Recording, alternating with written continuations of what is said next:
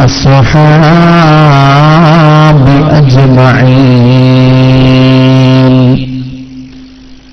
أعوذ بالله من الشيطان الرجيم. بسم الله الرحمن الرحيم. يثبت الله الذين آمنوا بالقول الثابت في الحياة الدنيا وفي الآخرة ويذل الله الظالمين ويفعل الله ما يشاء.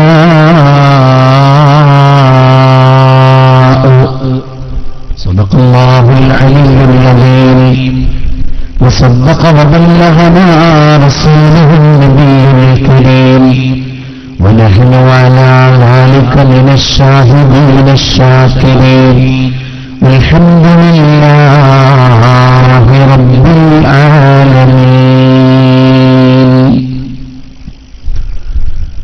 दिल में इश्क़ नबी की हो ऐसी लगन, यूं तड़पती रहे दिल मचलता रहे। जिंदगी की मज़ाहिर की हर सांस में या मोहम्मद मोहम्मद निकलता रहे। या मोहम्मद मोहम्मद मैं कहता रहा। नूर की मोतियों की लड़ी बन गई। आयतों से मिलाता रहा आयतें, फिर जो देखा तो मैं नबी बन गई. ഏറ്റവും ആദരണീയരായ അധ്യക്ഷൻ അവറുകളെ, മഹത്തായ ഈ വൈജ്ഞാനിക വേദിയിൽ ഒരുമിച്ച് കൂടിയ പണ്ഡിതന്മാരെ, കാരണവന്മാരെ,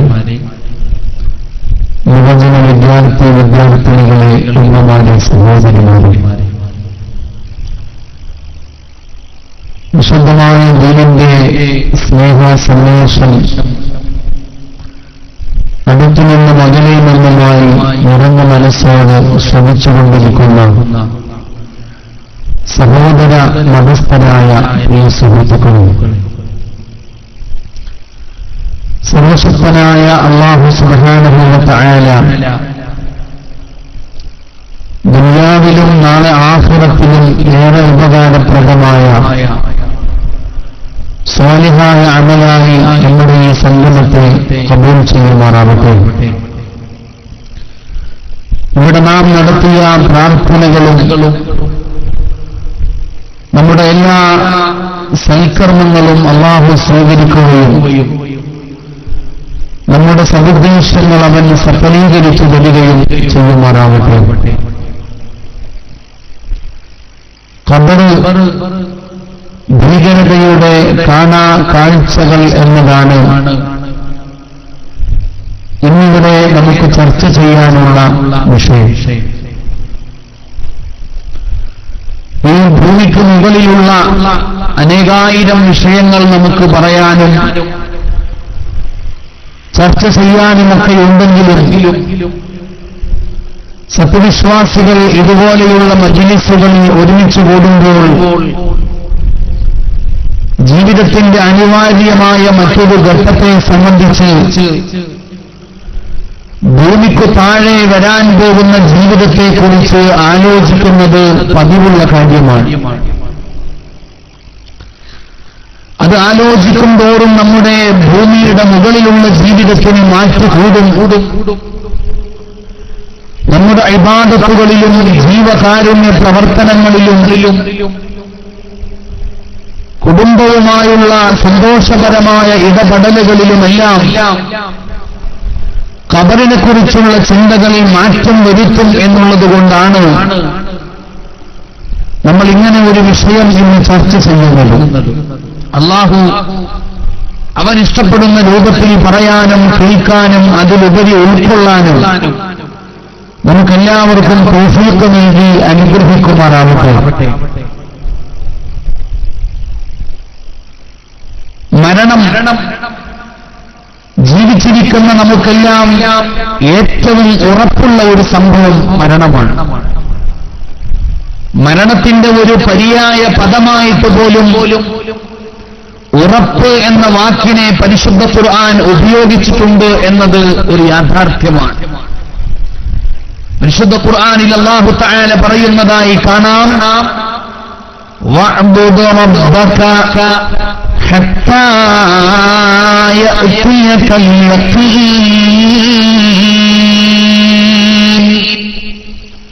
ഉറപ്പ് വരുന്നതുവരെ നിങ്ങൾ അല്ലാഹുവിനെ ആരാധന ചെയ്യണം. എത്ര കാലമാണ് ഇബാദത്ത് ചെയ്യേണ്ടത് അല്ലാഹു പറയുന്നു, ഉറപ്പ് വരുന്നതുവരെ. ഏതാണ് ഈ ഉറപ്പ്?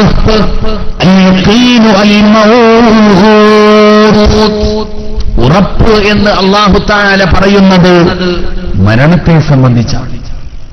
എന്നാൽ സത്യവിശ്വാസികളായ നമ്മെ സംബന്ധിച്ചിടത്തോളം മരണം മാത്രമല്ല ഉറപ്പുള്ളത്, മരണത്തിന് ശേഷം ഒരു ജീവിതമുണ്ട്, അനന്തമായ ജീവിതം.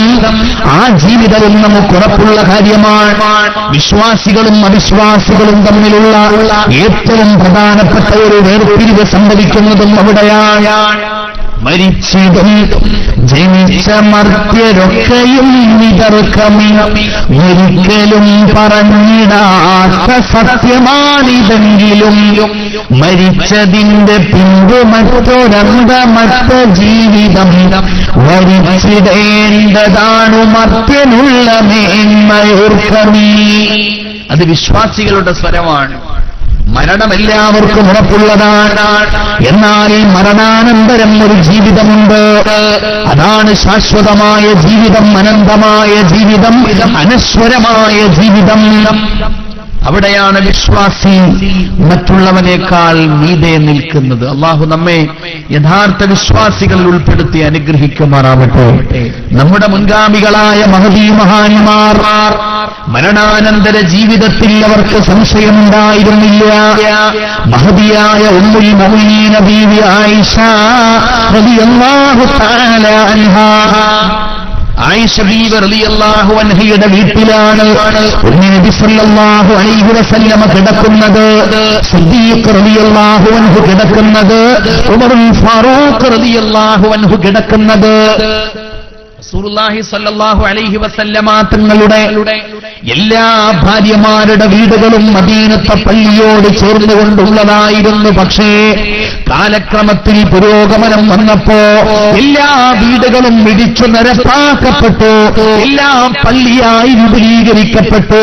പക്ഷേ പള്ളിയോട് ചേർന്ന് കിടന്നിട്ടും പള്ളിയായി മാറ്റപ്പെടാത്ത ഒരു സ്ഥലമുണ്ട്, ഒരു വീടുണ്ട്. അത് ആയിഷ ബീവി റളിയല്ലാഹു അൻഹയുടെ വീടാണ്. 3 പേരാണ് അവിടെ അന്തിയുറങ്ങുന്നത്. ആ വീട്ടിലായിരുന്നു ആയിഷ റളിയല്ലാഹു തആല അൻഹ ജീവിച്ചിരുന്നത്. പുണ്യനബി സല്ലല്ലാഹു അലൈഹി വസല്ലം അവിടെ ആദ്യമായി ഖബറടക്കം ചെയ്യപ്പെട്ടു. ആയിഷ ബീവി റളിയല്ലാഹു അൻഹ പറഞ്ഞു, എനിക്ക് പ്രശ്നമില്ല, കാരണം ആരാണ് ഇവിടെ കിടക്കുന്നത്? ഇന്നമാ ഹുവ സൗജീ,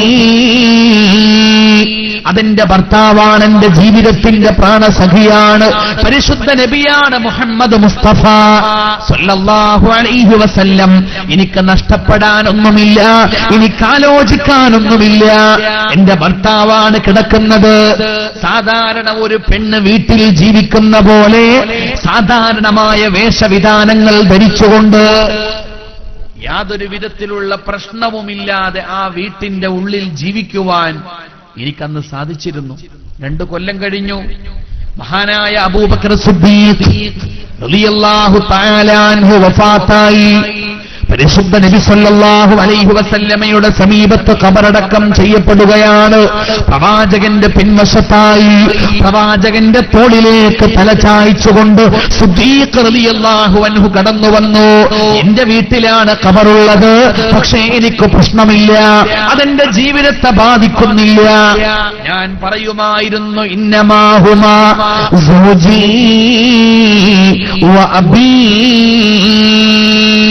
കിടക്കുന്ന രണ്ടുപേരും എനിക്ക് അന്യരല്ല.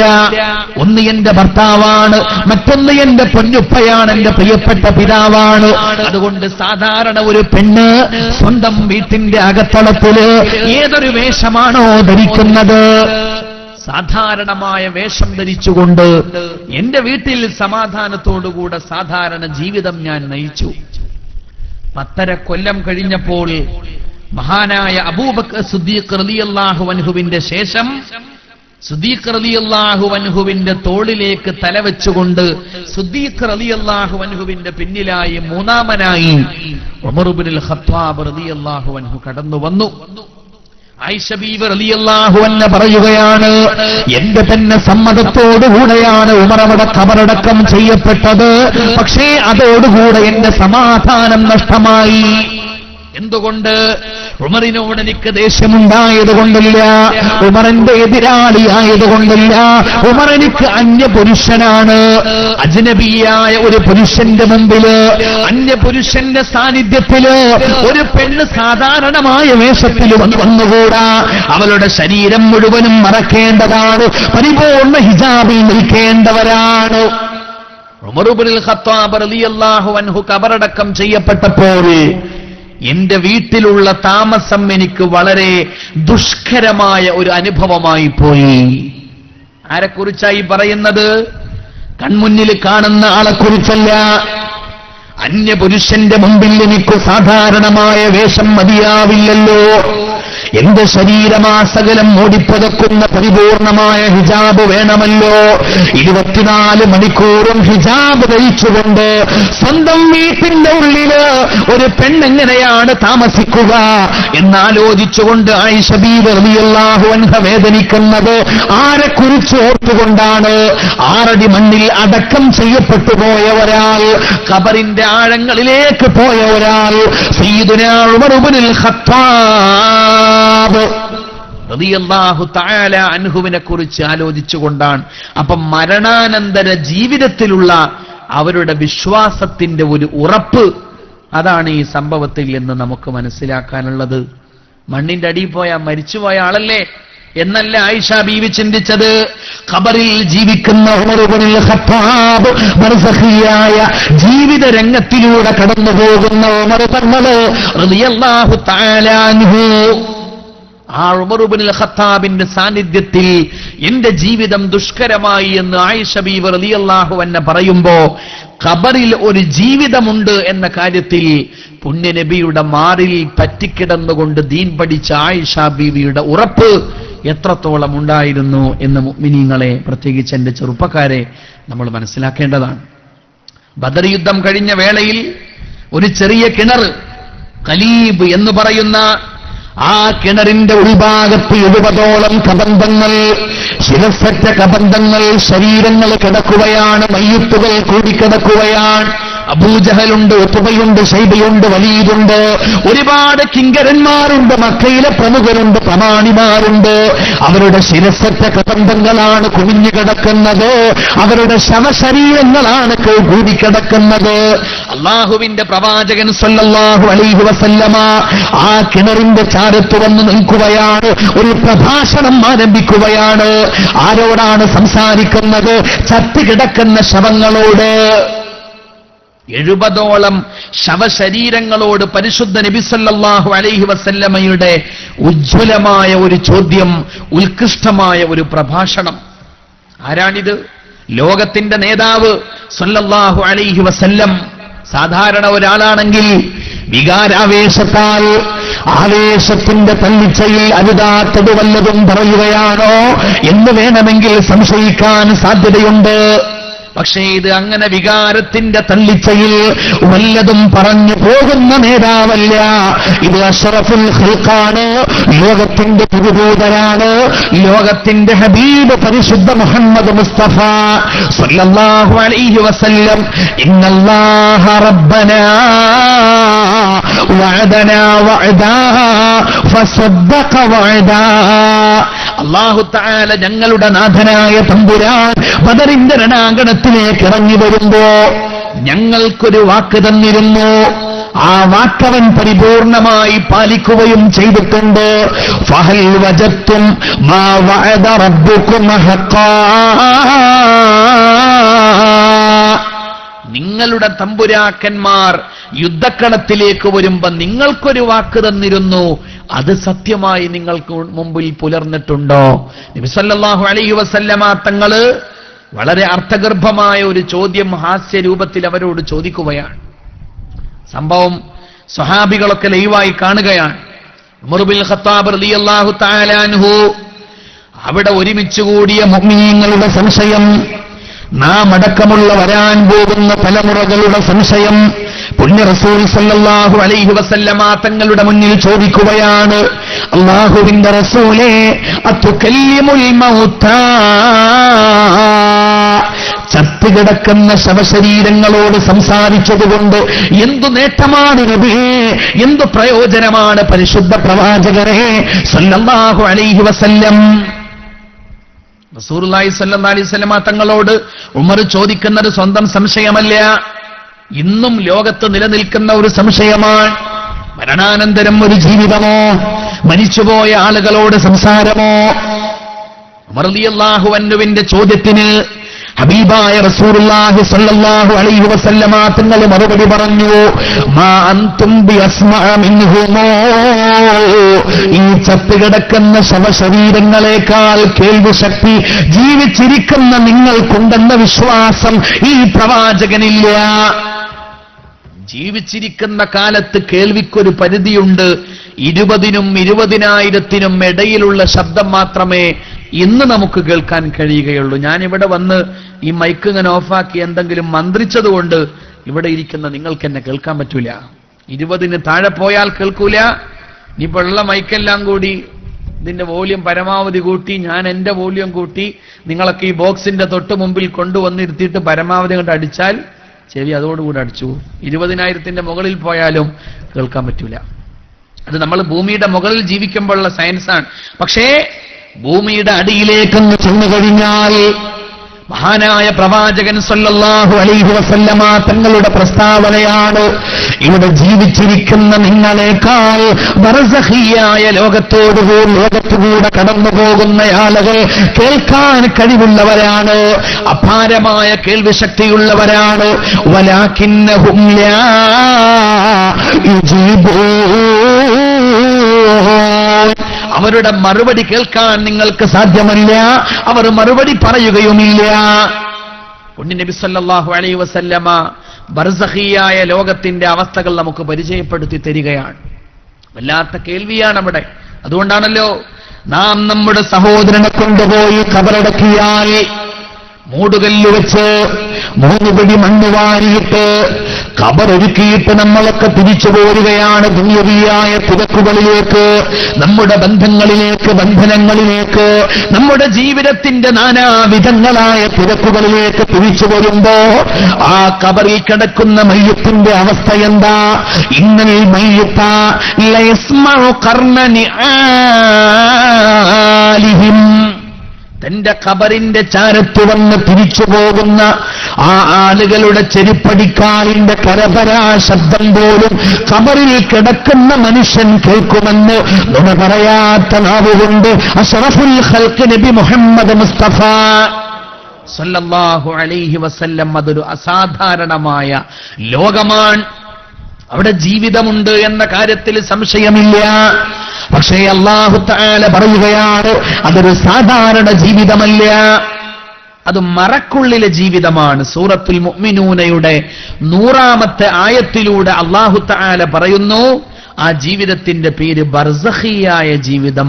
ബർസഖ് എന്ന് പറഞ്ഞാൽ ആ വാക്കിന്റെ അർത്ഥം കർട്ടൻ എന്നാണ്, മറ. കർട്ടനുണ്ടല്ലോ നമ്മൾ കെട്ടുന്ന മറ, അതാണ് ബർസഖ് എന്ന് പറഞ്ഞാൽ. വമിൻ വറാഇഹിം ബർസഖുൻ ഇലാ യൗമി യുബ്അസൂൻ. പുനർജന്മത്തിന്റെ ദിവസം വരെ, പുനരുദ്ധാനത്തിന്റെ ദിവസം വരെ ബർസഖിയായ ജീവിതമാണ്, മറക്കുള്ളിലെ ജീവിതമാണ്. ആ ജീവിതത്തെക്കുറിച്ച് മനസ്സിലാക്കാൻ അല്ലാഹു തആല പറഞ്ഞു തന്നു. അതേതുപോലെയാണെന്നറിയുമോ? ഭൗതികമായ ലോകത്തേക്ക് കടന്നു വരുന്നതിന്റെ തൊട്ടു മുമ്പ് ഉമ്മയുടെ ഉദരത്തിൽ ഒരു ജീവിതമുണ്ടായിരുന്നല്ലോ, മാതാവിന്റെ ഗർഭാശയത്തിൽ ഒരു ജീവിതം. അത് നമുക്കൊക്കെ ഉറപ്പുള്ള കാര്യമാണ്. ഗർഭിണിയായ പെണ്ണിനെ കൂട്ടി നമ്മൾ ആശുപത്രിയിൽ ചെന്നു. സ്കാനിംഗ് റിപ്പോർട്ടിൽ വളരെ വ്യക്തമായി എഴുതി വെച്ചത് കാണാം, സിംഗിൾ ബേബി എലൈവ്. ഒരു കുട്ടിയേ ഉള്ളൂ, ഉള്ള കുട്ടി എന്താണ്? എലൈവ്, ഗർഭാശയത്തിൽ ജീവിക്കുകയാണ്. ആർക്കും സംശയമില്ല, മതമുള്ളവർക്കും ഇല്ലാത്തവർക്കൊക്കെ ഉറപ്പാണ്, ഉമ്മയുടെ ഉദരത്തിൽ ജീവിതമാണ്. ഗർഭിണികളായ സഹോദരിമാർ അവർ ഭർത്താവിനോട് പറയും, ഒന്ന് തൊട്ടുനോക്കൂ, എന്റെ വയറ്റില്, എന്റെ ഉദരത്തിലൊന്ന് സ്പർശിച്ചു നോക്കുക, നമ്മുടെ കുഞ്ഞുവാമയുടെ ഇളക്കങ്ങൾ കാണാം, അവന്റെ ചലനങ്ങൾ നമുക്ക് ഫീൽ ചെയ്യാം. എന്തൊരത്ഭുതമാണ് ആ ജീവിതം! ഇന്ന് സങ്കല്പിക്കുമ്പോൾ തന്നെ അത്ഭുതമാണ്. ഉമ്മയുടെ ഉദരത്തിനകത്തുള്ള ജീവിതം അത്ഭുതകരമല്ലയോ? അവിടെ കിട്ടുന്ന ഭക്ഷണം അത്ഭുതമല്ലയോ? മാതാവിന്റെ ഗർഭാശയത്തിലൂടെ ഓരോ മാസവും ഒരു ആവർത്തനം പോലെ ആർത്തവമായി കടന്നു വരുന്ന രക്തമാണ്. പ്രഗ്നന്റ് ആകുന്നതോടുകൂടെ ഒരു പെണ്ണിന് നിലച്ചു പോകുന്നത്, പിന്നെ ആ രക്തം കുടിക്കുന്നത് ഗർഭാശയത്തിലുള്ള കുട്ടിയാണ്, ഗർഭത്തിൽ വളരുന്ന കുഞ്ഞാൻ. ഇപ്പൊ നമുക്ക് പൊറോട്ടയും മന്തിയും കുഴിയും പിന്നെന്താണ് അങ്ങനെയുള്ള മലപ്പുറം ജില്ലയിൽ നമ്മൾ സഞ്ചരിക്കുമ്പോ മൊത്തം ഭക്ഷണത്തിന്റെ ബോർഡാണല്ലോ. ബുഖാരിയും മുസ്ലിമും നസായി ഒക്കെ ആയിട്ട് ഒരുപാട് ഭക്ഷണ പരമ്പരകളാണ്.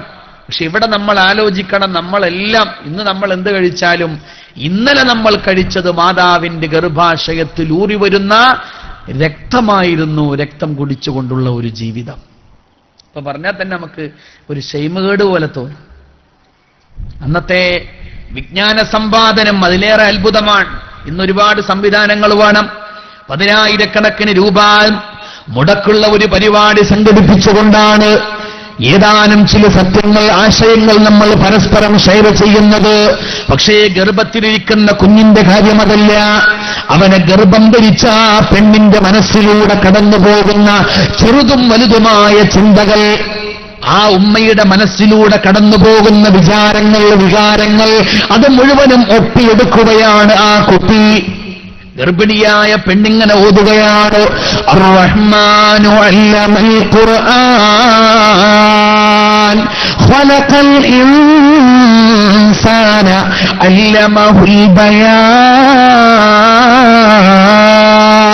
അള്ളാഹുവിന്റെ പരിശുദ്ധമായ കലാമിലെ മധുരമൂറുന്ന വാചകങ്ങൾ ഉമ്മയുടെ അധരങ്ങളിലൂടെ കടന്നു പോകുമ്പോ ഗർഭസ്ഥ ശിശുവിന്റെ മനസ്സിലേക്ക്, അവന്റെ ആത്മാവിലേക്ക് ആത്മീയമായ ചിന്തകൾ, ഖൈറിന്റെ വിചാരങ്ങൾ കടന്നു വരികയാണ്. വേണ്ടാത്ത ചിന്തകളാണ് ഉമ്മയുടെ മനസ്സിലൂടെ കടന്നു പോകുന്നതെങ്കിൽ സിനിമകളും സീരിയലുകളും കോമഡി ഷോകളുമൊക്കെ സംഭാവന ചെയ്യുന്ന അശ്ലീലതകളാണ്, വേണ്ടാത്ത രംഗങ്ങളാണ് ഉമ്മയുടെ മനസ്സിലൂടെ കടന്നു പോകുന്നതെങ്കിൽ, ഗർഭിണിയായ പെണ്ണിന്റെ മനസ്സിലൂടെ കടന്നു പോകുന്നതെങ്കിൽ ആ കുഞ്ഞ് അശ്ലീലതകൾ പകർത്തിയെടുക്കുകയാണ്.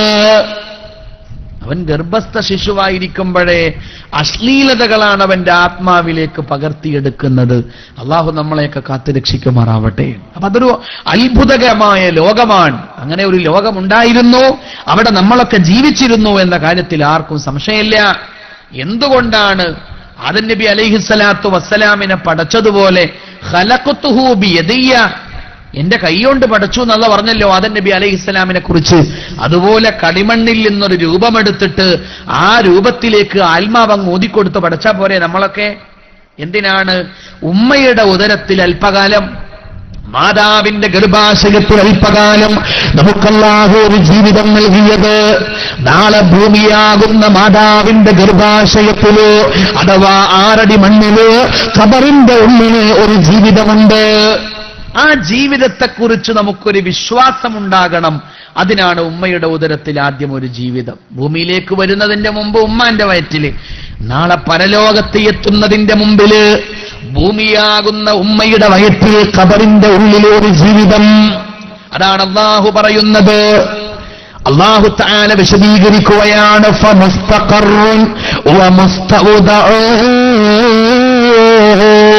താൽക്കാലികമായി നിങ്ങൾക്ക് തങ്ങാനൊരു ഉമ്മയുടെ ഉദരമുണ്ട്. ഒരുപാട് കാലം നിങ്ങൾക്ക് താമസിക്കാൻ ഭൂമി മാതാവിന്റെ ഉദരമുണ്ട്, 6 അടി മണ്ണുണ്ട്. രണ്ടും ജീവിതമാണ്. രണ്ടു ജീവിതത്തിലും വിശ്വസിക്കേണ്ടവരുമാണ് നമ്മൾ. അള്ളാഹു നമ്മുടെ ഈമാൻ വർദ്ധിപ്പിച്ചു തരുമാറാവട്ടെ. ഖബറിലേക്ക് വെക്കപ്പെടുന്ന നമ്മുടെ ഭൗതികമായ ശരീരത്തിന്റെ അവസ്ഥാന്തരങ്ങൾ നമുക്കൊക്കെ അറിയാവുന്നതാണ്. ഏത് വാളിന്റെ സദസ്സിൽ വന്നാലും ഏത് വിഷയം പറഞ്ഞാലും ഉസ്താദുമാരാ കാര്യം ഇടയ്ക്കിടെ നമ്മളെയൊക്കെ ഓർമ്മപ്പെടുത്തുന്നതുമാണ്. ഖബറിന്റെ ഉള്ളിലേക്ക് വെച്ചു കഴിഞ്ഞാൽ നമ്മുടെ ശരീരത്തിന് സ്വാഭാവികമായും സംഭവിക്കാൻ പോകുന്നത്. മഹാനായ സയ്യിദുനാ ഉമർ ഇബ്നുൽ ഖത്താബ് റളിയല്ലാഹു തആല അൻഹു, ഒരിക്കൽ അദ്ദേഹത്തിന്റെ മുമ്പിലേക്ക് ഒരു ചെറുപ്പക്കാരൻ കയറി വന്നു. ചെറുപ്പക്കാരന് വേറെ ഒരു ലക്ഷ്യമല്ല, അല്പം പണം കിട്ടണം. 4 പുത്തൻ ഉമറുൽ ഫാറൂഖ് റളിയല്ലാഹു അൻഹുവിന്റെ കയ്യിൽ നിന്ന് ശേഖരിക്കണം. വേറെ ഒരു ലക്ഷ്യമില്ല. വന്നപാട് ഉമർ ഇബ്നുൽ ഖത്താബ് റളിയല്ലാഹു അൻഹുവിനെ പുകഴ്ത്തുകയാണ്. മാ അജ്മല വജ്ഹക്, നിങ്ങളുടെ മുഖം കാണാൻ എന്തൊരു ഭംഗിയാണ്. മാ അൻവറ വജ്ഹക, മാ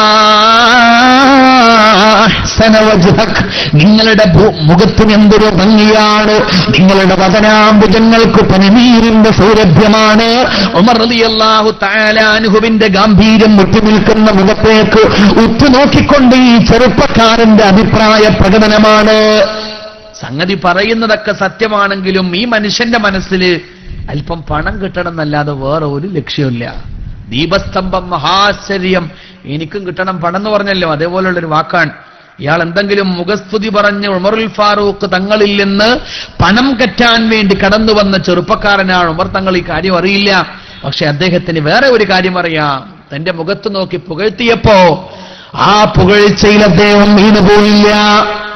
ഉമർ റളിയല്ലാഹു തആല അൻഹു പറയുകയാണ്, മോനെ, ഇന്ന ഹാദൽ ജസദല്ലദി മദഹതഹുൽ ആൻ, ഇപ്പോൾ എന്റെ മുന്നിൽ വന്നുകൊണ്ട് നീ പുകഴ്ത്തി പറഞ്ഞ എന്റെ ഈ മുഖമുണ്ടല്ലോ, നീ വാഴ്ത്തി പറഞ്ഞ എന്റെ ഈ ശരീരമുണ്ടല്ലോ, ലൗ സുർതഹു ബഅദ 3 അയ്യാമിൻ മിൻ ദഫ്നിഹി ഫിൽ ഖബർ, 6 അടി മണ്ണിൽ നാളെ ഈ ഉമറിനെ കൊണ്ടുപോയി ഖബറടക്കിയിട്ട് ഒരു 3 ദിവസം കഴിഞ്ഞ് നീ എങ്ങാനും എന്റെ ഖബറിലേക്ക് വന്നു നോക്കിയാൽ നീ ഇങ്ങനെ എന്നെ മധു പറയില്ല, നീ എന്നെ കുറിച്ച് പുകഴ്ത്തി പറയുകയില്ല, എന്റെ വദനാംബുജങ്ങളുടെ സൗരഭ്യം നിനക്ക് കാണാൻ കഴിയില്ല, എന്റെ മുഖത്തിന്റെ സൗന്ദര്യം നിനക്ക് കാണാൻ കഴിയുകയില്ല. ലമുലിത മിൻഹു റോബാ വലവല്ലീത മിൻഹു ഫിറാറാ, നിന്റെ മനസ്സിലാകെ പേടി വരുന്നതാണ്, ഭയാശങ്കയോടെ നീ ഓടി ഒളിക്കുന്നതാണ്. അത്രമേൽ ഭീകരമായ കോലമാണ്, ഭയങ്കരമായ കോലമാണ് എന്റെ മുഖത്ത് നിനക്ക് ദർശിക്കാൻ കഴിയുക എന്ന് ഉമർ ഇബ്നുൽ ഖത്താബ് റളിയല്ലാഹു തആല അൻഹു. എത്ര വലിയ സത്യമാണത്. ചിതലും പുഴുക്കളും തവളം പിടുത്തുണ്ടതീ, സന്തോഷമാണവകൾക്കു നീ ചെല്ലുന്നതീ. പൊൻവർണ്ണ കോമള മൃദുലമായ ശരീരമീ, സമരത്തിലാണു പരസ്പരം തിന്നുന്നതീ. കാർഡില്ല റേഷൻ വേണ്ട പോലതിലുണ്ട്, ക്യൂ സിസ്റ്റമില്ല തള്ളലാണത് കൊണ്ട്. മഹാനായ തഴവ ഉസ്താദിന്റെ മനോഹരമായ വരികൾ ഖബറിനെ കുറിച്ച് പറയുമ്പോൾ ആ വരികൾ നമുക്ക് പരാമർശിക്കാതിരിക്കാൻ കഴിയില്ല. അത്ഭുതമല്ലയോ ഖബറിലെ ജീവിതം. ഇന്ന് നമ്മൾ കണ്ണാടിയുടെ മുന്നിൽ വരുമ്പോ എത്ര മണിക്കൂർ കണ്ടാലും നമുക്ക് മതി വരില്ല, എത്ര മണിക്കൂർ ഒരുങ്ങിയാലും മതി വരില്ല. എന്തൊരു സൗന്ദര്യമാണ് ഞാൻ, ആളുകൾ എന്നെ കാണട്ടെ, ആളുകൾ എന്നിലേക്ക് ആകർഷിക്കപ്പെടട്ടെ. അഹങ്കാരത്തിന്റെ അനാവശ്യമായ ചിന്തകളാണ് ഇന്ന് നമ്മുടെ മനസ്സിനെ ഭരിക്കുന്നതെങ്കിൽ കണ്ണാടിയുടെ മുന്നിൽ നിൽക്കുമ്പോൾ ഒരു സെക്കൻഡ് നമ്മൾ ആലോചിക്കണം, 6 അടി മണ്ണിലേക്ക് എന്നെ കൊണ്ടുപോയി വെച്ചാൽ എന്റെ ശരീരത്തിന്റെ അവസ്ഥ എന്താകുമെന്ന്.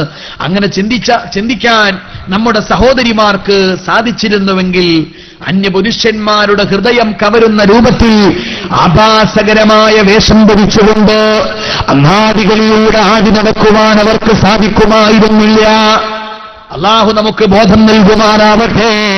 അല്ലാഹു നമുക്ക് ബോധം നൽകുമാറാവട്ടെ. ശരീരത്തിന് വരുന്ന അവസ്ഥാന്തരമാണിത്. ഇന്ന് നമ്മൾ ഇവിടെ ഇരിക്കുമ്പോ കാലിൽ ഒരു ചെറിയ കൊതുക് വന്ന് കടിച്ചാൽ നമ്മൾ ഉടനെ എഴുന്നേൽക്കും. മൗലിയാർ അവിടെ വേള പറയട്ടെ, ഈ കൊതുകിന്റെ കടിയേറ്റിട്ട് ഇവിടെ ഇരിക്കാൻ എന്നെ കൊണ്ട് പറ്റൂല, അസ്വസ്ഥതയാണ് അല്ലെ? ഒരു ഈച്ച നമ്മുടെ കയ്യിലോ മുഖത്തോ അങ്ങനെ ഒരു 4-5 മിനിറ്റ് വന്നിരുന്നാൽ നമ്മുടെ മനസ്സിൽ അസ്വസ്ഥതയായി. എന്തൊരു ഈച്ച ശല്യമുള്ള സ്ഥലത്താണ് ഇവർ വേള വെച്ചത്, ഇവിടെ ഇരുന്നാൽ ശരിയാവില്ല, ഞാൻ പോവാണെന്ന് പറഞ്ഞു. അപ്പൊ നമുക്ക് ഈച്ച പറ്റൂല, കൊതുക് പറ്റൂല. എന്നാൽ ഒരു കൊതുക് വരുമ്പോഴേക്ക് എഴുത്തിക്കാഫ് ഒഴിവാക്ക്, പള്ളിയിൽ നിന്ന് എഴുന്നേറ്റ്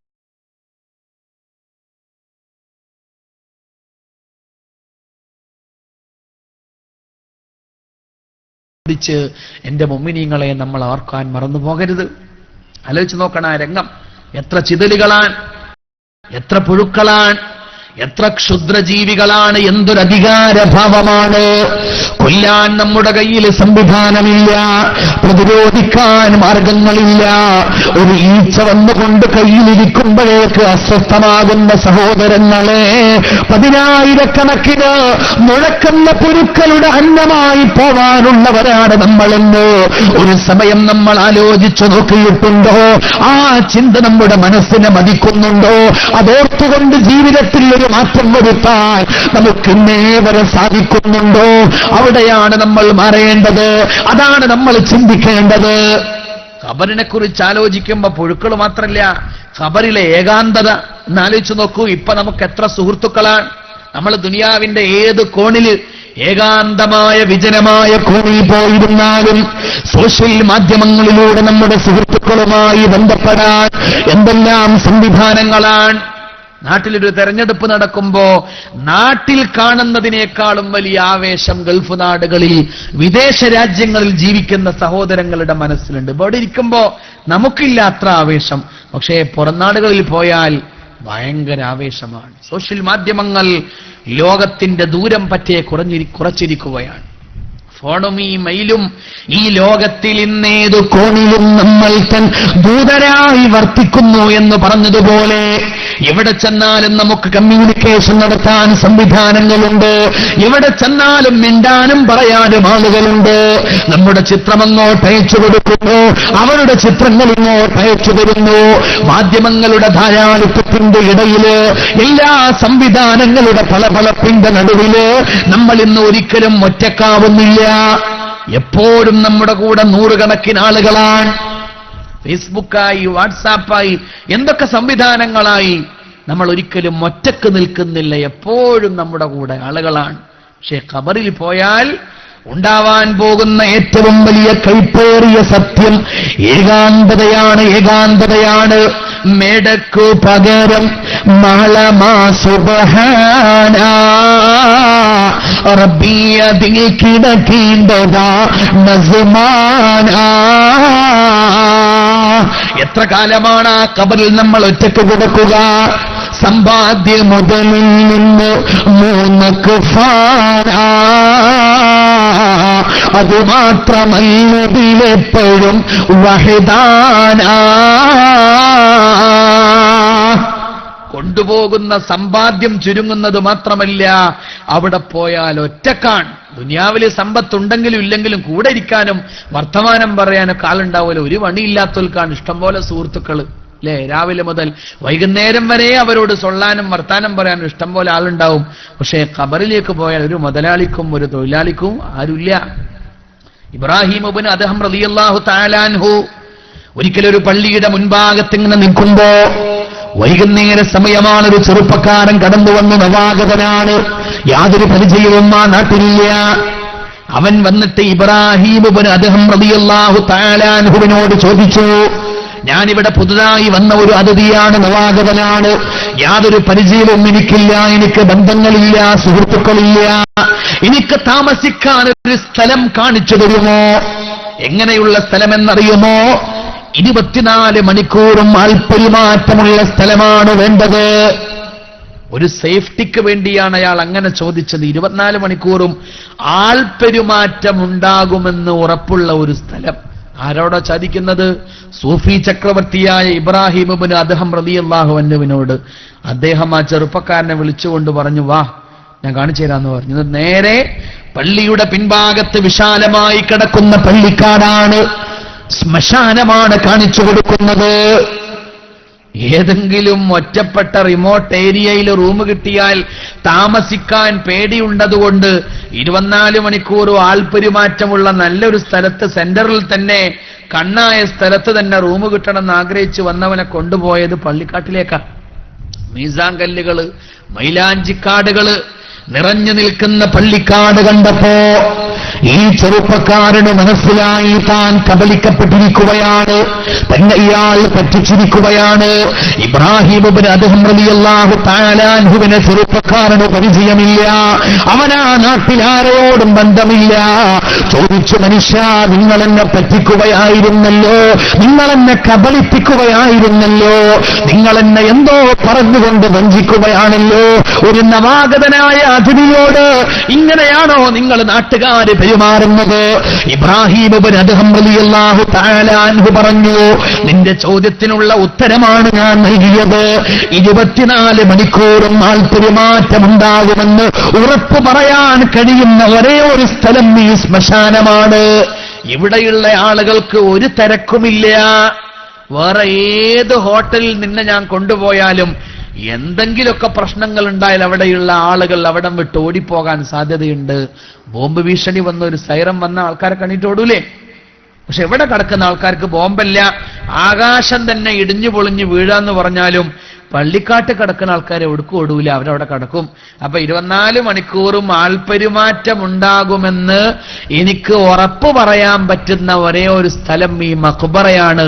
ജീവിച്ചിരിക്കുന്ന കാലത്ത് ഒരു കല്യാണത്തിന് വിളിച്ചാൽ പോവില്ല, ഒരാൾ മരിച്ചു എന്ന് കേട്ടാൽ അറ്റൻഡ് ചെയ്യൂല, ഒരു പരിപാടിക്കും പങ്കെടുക്കാത്ത ആളാണ്. 24 മണിക്കൂറും 7 ദിവസവും 12 മാസവും ഒരേ തിരക്കോടുകൂടി ജീവിച്ചിട്ടുള്ള മനുഷ്യനാണ്. പക്ഷേ ആറടി മണ്ണിലേക്കങ്ങ് കടന്നുപോയാൽ പിന്നെ വിശ്രമമാണ്, വിശ്രമമാണ്. യാതൊരു ബിസിയുമില്ല, യാതൊരു തിരക്കുമില്ല, യാതൊരു പ്രശ്നങ്ങളുമില്ല. ഒറ്റക്കൊറ്റക്ക് കിടക്കുകയാണ്. ഏകാന്തതയാണ് ഒരേ ഒരു പ്രശ്നമായിട്ടുള്ളത്. അല്ലാഹു തആല നമ്മളെയൊക്കെ രക്ഷപ്പെടുത്തുമാറാവട്ടെ. ഇത് ഖബറിലുള്ള ഭൗതികമായ അവസ്ഥകളാണ്. പുഴുക്കൾ നുരക്കുന്ന ഖബറ്, ഏകാന്തമായ ഖബറ് എന്നൊക്കെ നമ്മൾ പറയുന്നത്. ആ ഖബറിലുള്ള നമ്മുടെ ആത്മാവിന്റെ അവസ്ഥ കൂടി നമ്മൾ ആലോചിക്കണ്ടേ? ഖുർആൻ ഷരീഫിൽ അല്ലാഹു തആല ഒരുപാട് ആയത്തുകളിലൂടെ ആവർത്തിച്ച് നമ്മെ ഓർമ്മപ്പെടുത്തിയ ഒരു കാര്യം ഖബറിൽ അദാബുണ്ട് എന്ന കാര്യമാണ്. ഖബർ ശിക്ഷ അത് വെറുതെ പറഞ്ഞു പേടിപ്പിക്കുന്നതല്ല. പരിശുദ്ധ ഖുർആനിൽ എത്രയോ ആയത്തുകളിലൂടെ അല്ലാഹു തആല അത് പറഞ്ഞിട്ടുണ്ട്. കാഫിറായ ഒരു മനുഷ്യൻ മരിക്കുമ്പോ ആ കാഫിറായ മനുഷ്യനെ റൂഹ് പിടിക്കാൻ കടന്നു വരുന്ന മരണമാലാഖമാർ അവനോട് പറയുന്ന ഒരു വർത്തമാനം ഖുർആൻ ഉദ്ധരിക്കുന്നുണ്ട്. വലൗ തറാ ഇദിൽ ളാലിമൂന ഫീ ഗമറാത്തിൽ മൗത്ത്, മരണമാസന്നമായി കിടക്കുന്ന കാഫിറായ ഒരു മനുഷ്യന്റെ അവസ്ഥയുണ്ടാ. വൽ മലായികത്തു ബാസിതൂ ഐദീഹിം, ഒരുപാട് മലക്കുകൾ അവന്റെ ചുറ്റുഭാഗത്ത് വന്നു ചേർന്ന് നിൽക്കുകയാണ്. അവനവന്റെ റൂഹ് പിടിക്കാൻ വേണ്ടി മത്സരിക്കുകയാണ്. അഖ്രിജൂ അൻഫുസകും, ആ റൂഹങ്ങ് പിടിക്കടാ എന്ന് പറയുകയാണ്. അൽയൗമ തുജ്സൗന അദാബൽ ഇന്ന് തന്നെ നിങ്ങൾക്ക് വേദനാജനകമായ ശിക്ഷ വരാൻ പോവുകയാണ്. ഇന്ന് തന്നെ നിങ്ങളെ മാനം കെടുത്തിക്കളയുന്ന അദാബ് വരാൻ പോവുകയാണ് എന്നാ പറയുന്നത്. മരിക്കുന്ന ദിവസമാണ് പറയുന്നത്. ഇന്ന് തന്നെ നിങ്ങൾക്ക് അദാബുണ്ട്.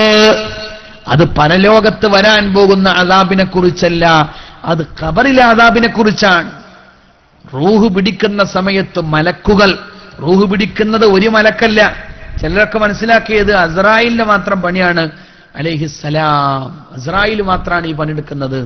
അസ്രായിൽ ആ സംഘത്തിന്റെ ടീമിന്റെ ക്യാപ്റ്റനാണ്.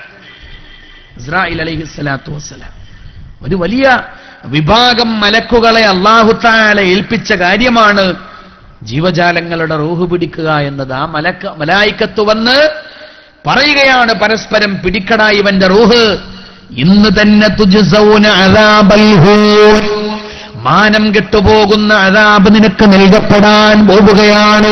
ഇന്ന് തന്നെ നൽകപ്പെടുമെന്ന് മരണസമയത്ത് പറയുന്നത് അത് പരലോകത്തെ അദാബല്ല, അത് നരകത്തിന്റെ ശിക്ഷയല്ല, അത് ഖബറിലെ അദാബാണ്, ഖബറിലെ ശിക്ഷയാണ്. ഒരായത്ത് അങ്ങനെയുണ്ട്. മുനാഫിഖീങ്ങളെ കുറിച്ച് പറഞ്ഞു, സനുഅദ്ദിബുഹും മർറത്തൈൻ, 2 വട്ടം അവർക്ക് ആദ്യം ശിക്ഷ കൊടുക്കുന്നു. സുമ്മ യുറദ്ദൂന ഇലാ അദാബിൻ അലീം, പിന്നെയാണ് മഹത്തരമായ ശിക്ഷയിലേക്ക് അവരെ കൊണ്ടുപോകുന്നത്. 2 വട്ടം അദാബ് കഴിഞ്ഞിട്ടാണ് നരകശിക്ഷ. ആദ്യത്തെ ശിക്ഷ ദുനിയാവിലെ പരാജയങ്ങളാണ്, രണ്ടാമത്തെ ശിക്ഷ ഖബറിലെ ശിക്ഷയാണ്. അത് രണ്ടും കഴിഞ്ഞുകൊണ്ടാണ് നരകത്തിന്റെ അദാബിലേക്ക് മുനാഫിഖീങ്ങൾ കൊണ്ടുപോകപ്പെടുക എന്ന് പരിശുദ്ധ ഖുർആൻ. അള്ളാഹുവിനെ മറന്നുകൊണ്ട് ഈ ലോകത്തുകൂടെ ജീവിച്ചു പോയ ആളുകൾ, അവരെക്കുറിച്ച് അള്ളാഹു പറയുകയാണ്, വമൻ അഅറദ അൻ ദിക്രി ഫഇന്ന ലഹു മഈശതൻ ലൻകാ, എന്നെ ഓർക്കാൻ മടിച്ചുകൊണ്ട് നടന്നിരുന്ന ആളുകൾ അവർക്ക് കുടുസായ ജീവിതമാണ്, ഏറ്റവും ഇടുങ്ങിയ ജീവിതമാണ്. എന്ന് പറഞ്ഞാൽ അവർക്കൊന്നും നല്ല വീടുണ്ടാവില്ല എന്നല്ല, അവർക്ക് കൊട്ടാര സമാനമായ വീട് വെക്കാൻ നമ്മൾ പണം കൊടുക്കൂല, അവകാശം കൊടുക്കൂല എന്നല്ല, അതൊക്കെ എല്ലാവർക്കും ഉണ്ടാവും. വമൻ അഅറദ അൻ ദിക്രി ഫഇന്ന ലഹു മഈശതൻ ലൻകാ, എന്നെ ഓർക്കാതെ ജീവിച്ചവർക്ക് ഇടുങ്ങിയ ജീവിതമാണ് ഉണ്ടാവുക എന്ന് അള്ളാഹു പറയുന്നത് ഖബറിലെ ജീവിതത്തെക്കുറിച്ചാണ്. അത് ദുനിയാവിലെ ജീവിതത്തെക്കുറിച്ചല്ല. ചിലപ്പോൾ ഒരുപാട് നിസ്കരിച്ചാലും തന്റെ ചറ്റപ്പുര മാറ്റിയിട്ട് നല്ലൊരു വീട് വെക്കാൻ ഒരു മനുഷ്യനെ കൊണ്ട് സാധിക്കൂല. ഒരു വക്ത് നിസ്കരിക്കാതെ തമ്മാടിയായി ജീവിക്കുന്ന ആളുകൾ കൊട്ടാര സമാനമായ വീട്ടിൽ താമസിക്കുന്നവരുണ്ടാവാം. അമേരിക്കൻ പ്രസിഡന്റായ ഡൊണാൾഡ് ട്രംപ് പ്രസിഡന്റായതോടുകൂടെ അയാളുടെ ഒരേ ഒരു ടെൻഷൻ എന്റെ സ്വന്തം വീട്ടിൽ നിന്ന് വൈറ്റ് ഹൗസിലേക്ക് പോകണല്ലോ എന്നുള്ളതായിരുന്നു. വേറെയുള്ള കാര്യത്തിലൊക്കെ സന്തോഷമാണ്, അധികാരം കിട്ടിയതിൽ സന്തോഷം, ലോകത്ത് മുഴുവനും പേരെടുക്കാൻ പോകുന്ന സന്തോഷം. ഒരേ ഒരു ദുഃഖം, എന്റെ വീട് മാറിയിട്ട് വൈറ്റ് ഹൗസിലേക്ക് പോകണല്ലോ. അയാളുടെ വീടിന്റെ മുമ്പിൽ വൈറ്റ് ഹൗസ് ചെറിയൊരു ചെറ്റപ്പുരയാണ്. അയാൾ നിസ്കരിച്ചിട്ടാ? അയാൾക്ക് ഈമാണ്ടായിട്ടാണോ? അയാൾ ഒരുപാട് നോമ്പ് നോച്ചിട്ടും ജീവകാരുണ്യം നടത്തിയിട്ടാണോ? ദുനിയാവിലല്ല ഈ കാര്യം പറഞ്ഞത്. വമൻ അഅറദ അൻ ദിക്രി ഫഇന്ന ലഹു മഈശതൻ ലൻകാ, എന്നെ ഓർക്കാതെ ജീവിക്കുന്നവർക്ക് ഇടുങ്ങിയ ജീവിതമാണ് കൊടുക്കുക എന്ന് അല്ലാഹു തആല പറയുന്നത് ഖബറിലെ ജീവിതത്തെ സംബന്ധിച്ചു തന്നെയാണ്. ഫിർഔനിന്റെ ശിങ്കിടികളെ കുറിച്ച് മറ്റൊരായത്തിൽ കാണാം, അന്നാറു യുറലൂന അലൈഹാ ഉദുവൻ വഅശിയ്യാ, രാവിലെയും വൈകുന്നേരവും എല്ലാ ദിവസവും അവരുടെ മുന്നിൽ നരകം പ്രദർശിപ്പിക്കപ്പെടുകയാണ്. എപ്പോഴാണത്? പരലോകത്തല്ല. വയൗമ തഖൂമു സ്സാഅ, അങ്ങനെ ഖിയാമത്ത് നാൾ സമാഗതമായി കഴിഞ്ഞാൽ അദ്ഖിലൂ ആല ഫിർഔന അശദ്ദൽ അദാബ്, ഫിർഔനിന്റെ ശിങ്കിടികളെ, ഫിർഔനിന്റെ കുടുംബമേ, ഫിർഔനിന്റെ സ്വഭാവമുള്ള മനുഷ്യരെ നിങ്ങൾ നരകത്തിലേക്ക് പ്രവേശിച്ചു കൊള്ളുക. നരകമൊക്കെ വേറെ വരാനുണ്ട്. അതിന് മുമ്പേ ഉള്ള സംഭവമാണ് അന്നാറു യുറദൂന അലൈഹാ, നരകം അവർക്ക് കാണിക്കപ്പെടുന്നു. ഉദുവൻ വഅശിയ, ഓരോ പ്രഭാതത്തിലും പ്രദോഷത്തിലും, രാവിലെയും കാണിക്കപ്പെടും വൈകുന്നേരവും കാണിക്കപ്പെടും. എന്നിട്ട് അവരോട് പറയും, ഹദാ മഖഅദുക മിനന്നാർ, ഇത് നിന്റെ നരകത്തിലുള്ള ഇരിപ്പിടമാണ്. ഹദാ ദാറുക ഫിന്നാർ, ഇത് നിന്റെ നരകീയമായ വീടാണ്. ഇത് ഓരോ ദിവസവും പറയുന്നത് തന്നെ ഏറ്റവും വലിയ അദാബല്ലേ? കാഫിരീങ്ങളായ ആളുകൾക്ക് ഖബറിൽ ലഭിക്കാൻ പോകുന്ന അദാബാണെന്ന് പരിശുദ്ധ ഖുർആൻ. ഹബീബായ റസൂലുള്ളാഹി സ്വല്ലല്ലാഹി അലൈഹി വസല്ലമ തങ്ങൾ ഈ വിഷയം വളരെ വ്യക്തമായി ലോകത്തോട് പറഞ്ഞിട്ടുമുണ്ട്. അതുകൊണ്ടാണല്ലോ സയ്യിദുനാ ഉസ്മാൻ ഇബ്നു അഫ്ഫാൻ റളിയല്ലാഹു തആല അൻഹു ഖബറിനെ പേടിച്ചത്. വേറെ ഒന്നിനെയും പേടിക്കുന്നതിനേക്കാൾ കൂടുതൽ ഖബറിനെ പേടിച്ചു. നരകത്തെക്കുറിച്ച് പറയുമ്പോ കരയാറുണ്ട്, പക്ഷേ ഖബറിനെ കുറിച്ച് പറയുന്ന ആ സമയത്തുള്ള കരച്ചിൽ പോലെയുള്ള കരച്ചിലില്ല. ആളുകൾ ചോദിച്ചു, സ്വർഗം പറയുമ്പോ ചെറിയ കരച്ചിലേ ഉള്ളൂ, നരകം പറയുമ്പോ ചെറുതേ ഉള്ളൂ, ഖബർ പറയുമ്പോ ഭയങ്കര കരച്ചിൽ. എന്താ അത്? ഖബർ ഇവിടെ ഭൂമിയിൽ നടക്കാൻ പോണ സംഭവല്ലേ, മറ്റതൊക്കെ എവിടെയാണെന്നറിയുമോ? പിന്നെ എന്തുകൊണ്ടാണ് ഖബറിനെ കുറിച്ച് മാത്രം ഇത്ര വലിയ പേടിയുള്ളത്? സയ്യിദുനാ ഉസ്മാൻ റളിയല്ലാഹു തആല അൻഹു അപ്പോഴാണ് പരിശുദ്ധ പ്രവാചകൻ സല്ലല്ലാഹു അലൈഹി വസല്ലമയുടെ പാഠശാലയിൽ നിന്ന് താൻ മനസ്സിലാക്കിയ ഭീകരമായ ഒരു സത്യത്തെ ലോകത്തിന്റെ മുമ്പിൽ വിളംബരം ചെയ്തത്. അൽ ഖബറു അവ്വലു മൻസിലിൻ മിൻ മനാസിലിൽ ആഖിറ. പരലോകത്തിന്റെ ഘട്ടങ്ങളിൽ ആദ്യത്തെ ഘട്ടമാണ് ഖബർ എന്ന് പറയുന്നത്. പരലോകത്തിന്റെ കടമ്പകളിൽ ആദ്യത്തെ കടമ്പയാണ് ഖബർ എന്ന് പറയുന്നത്. ഫമൻ നജാ മിൻഹു ഫഖദ് നജാ ഫമാ ബഅദഹു ഐസറു മിൻഹു. ആ ഖബറിലാൽ രക്ഷപ്പെടുന്നുവോ ബാക്കിയുള്ളതെല്ലാം വളരെ സിമ്പിളാണ്, വളരെ ഈസിയാണ് രക്ഷപ്പെടാൻ. ഖബർ ഒരാൾക്ക് രക്ഷയായി പോയാൽ പിന്നെ അയാൾക്ക് പേടിക്കാനൊന്നുമില്ല, പിന്നെ ഭയപ്പെടാനൊന്നുമില്ല, പിന്നെ ആശങ്കപ്പെടാനായി ഒന്നുമില്ല. ഖബർ രക്ഷപ്പെട്ടോ ബാക്കിയുള്ളതെല്ലാം എളുപ്പമാണ്. പിന്നെ സിറാത്ത് എളുപ്പമാണ്, ഹിസാബ് എളുപ്പമാണ്, കിതാബ് എളുപ്പമാണ്, മീസാൻ എളുപ്പമാണ്, സ്വർഗ്ഗം എളുപ്പമുള്ള കാര്യമാണ്. ഖബറിൽ ചെന്നാൽ അറിയാം എന്റെ കാര്യം എന്താണ്, എനിക്ക് വിജയിക്കാൻ പറ്റുമോ പരാജയപ്പെടാൻ പറ്റുമോ. ഖബർ കഴിഞ്ഞാൽ ഒരുപാട് രംഗങ്ങളുണ്ട്. ഉസ്മാൻ റളിയല്ലാഹു അൻഹു പറയുകയാണ്, ഖബറിൽ ഒരാൾ രക്ഷപ്പെടാതെ പോയാൽ അവിടെ ശിക്ഷിക്കപ്പെടുന്ന ഭാവമാണ് കാണുന്നതെങ്കിലോ പിന്നെ രക്ഷയില്ല. ഫമാ ബഅദഹു അശദ്ദു മിൻഹു. പിന്നെയുള്ളതെല്ലാം അതിനേക്കാൾ ഭീകരമാണ്. ഖബർ കഴിഞ്ഞിട്ട് എന്തെല്ലാം കടമ്പകളുണ്ട് അല്ലേ? അതിലൊന്ന് മീസാൻ തന്നെയാണ്. അന്ന് വിറക്കുന്നതാ തൂക്കുന്ന നേരം നിന്ന്. മീസാൻ എന്ന് പറയുന്ന തുലാസിനെ കുറിച്ച് ഓർത്തു നോക്കുക. പിന്നീട് മറ്റൊരു രംഗമാസുഹിന്റേത്. വലം കൈയിലോ ഇടം കൈയിലോ ലഭിക്കുന്നത്. അല്ലാഹുവേ, എന്റെ നന്മതിന്മകൾ രേഖപ്പെടുത്തപ്പെട്ട ഏടുകൾ എന്റെ വലം കൈയിലൂടെ നൽകപ്പെടുമോ അതല്ല ഇടം കൈയിൽ നൽകപ്പെടാനാണോ പദ്ധതിയുള്ളത്? ഓരോ മനുഷ്യന്റെയും മനസ്സിലുള്ള ബേജാറാണിത്. ഈ ലോകത്തിന്റെ ബേജാറല്ല, പരലോകത്തിന്റെ ബേജാറാണത്. അല്ലാഹു കാത്തുരക്ഷിക്കുമാറാവട്ടെ. മൂന്നാമതായി പാലം സിറാത്താണ്. അത് സഖറിന്റെ മുഖിൽ തന്നെയാ നിൽക്കുന്നത്. ഖബറിൽ ഒരാൾക്ക് രക്ഷയില്ലെങ്കിൽ പിന്നെ മീസാൻ, അതിൽ നന്മക്ക് ഭാരമുണ്ടാവില്ല. കിതാബ് കിട്ടുന്നത് ഇടങ്കൈയിലായിരിക്കും. ശക്തമായ ഹിസാബാണ്. ശക്തമായ ഹിസാബ് ഉണ്ടെങ്കിൽ നരകം ഉറപ്പാണ്. അള്ളാഹു നമ്മെ കാത്തുരക്ഷിക്കുമാറാവട്ടെ. അപ്പൊ ഖബറിൽ ചെന്നാൽ അറിയാം റിസൾട്ട് എങ്ങനെ ഉണ്ട് എന്ന്. ഖബറിൽ ചെന്നാൽ അറിയാം നമ്മുടെ റിസൾട്ട് എങ്ങനെ ആയിരിക്കും. അള്ളാഹു നമ്മുടെ ഖബർ സലാമത്താക്കി തരുമാറാവട്ടെ. ആയിഷാ ബീവി റളിയല്ലാഹു അൻഹ ഒരിക്കൽ വീട്ടിൽ ഒറ്റക്കിരിക്കുമ്പോ ഒരു ജൂതയായ പെണ്ണ് ആയിഷാ ബീവിന്റെ വീട്ടിൽ വന്നു. എന്നിട്ട് പറഞ്ഞു, മോളെ ആയിഷ, ഞാൻ തൗറാത്ത് മുഴുവനും കലക്കി കുടിച്ച ഒരാളാണ്. അതുകൊണ്ട് തൗറാത്തിലുള്ള ചില വിശേഷപ്പെട്ട വർത്തമാനങ്ങൾ മോളുമായി ഷെയർ ചെയ്യാൻ എനിക്ക് മോഹമുണ്ട്. ആയിഷ ബീബി റളിയല്ലാഹു അൻഹ വളരെ ഉദ്യോഗത്തോടുകൂടെ, ജിജ്ഞാസയോടുകൂടെ, താല്പര്യത്തോടുകൂടെ ചോദിച്ചു, എന്താ കാര്യം?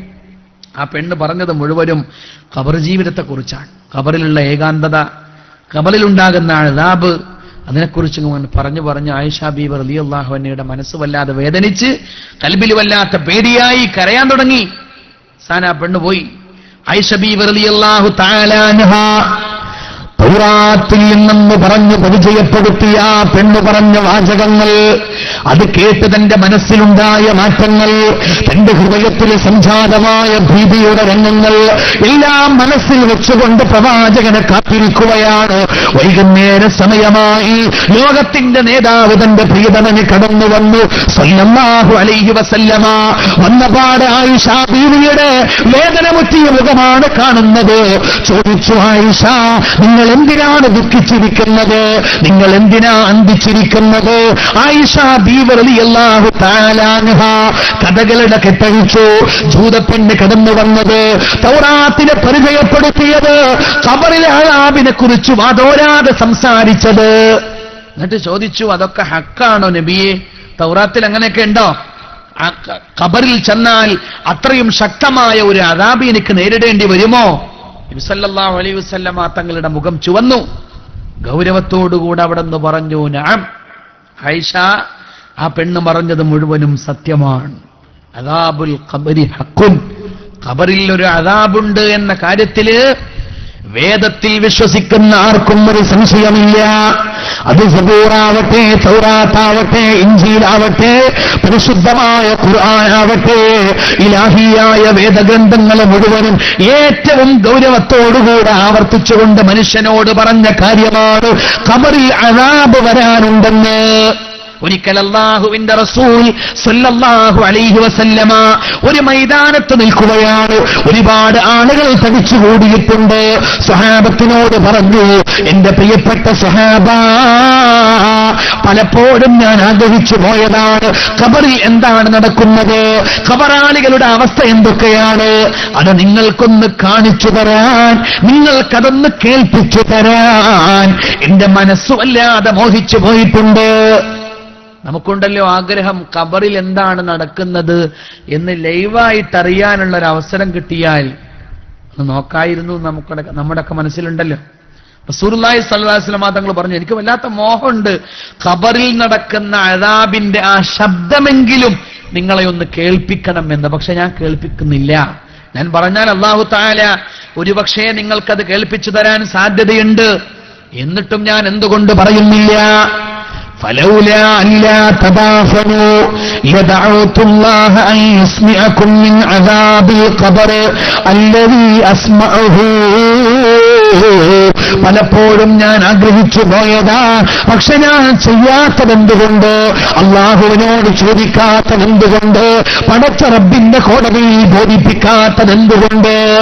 നിങ്ങളെങ്ങാനും അത് കേട്ടുപോയാൽ പിന്നെ ഉമ്മ മരിച്ചാൽ സമ്മതിക്കില്ല, ബാപ്പ മരിച്ചാൽ സമ്മതിക്കില്ല, ഭാര്യ മരിച്ചാൽ സമ്മതിക്കില്ല.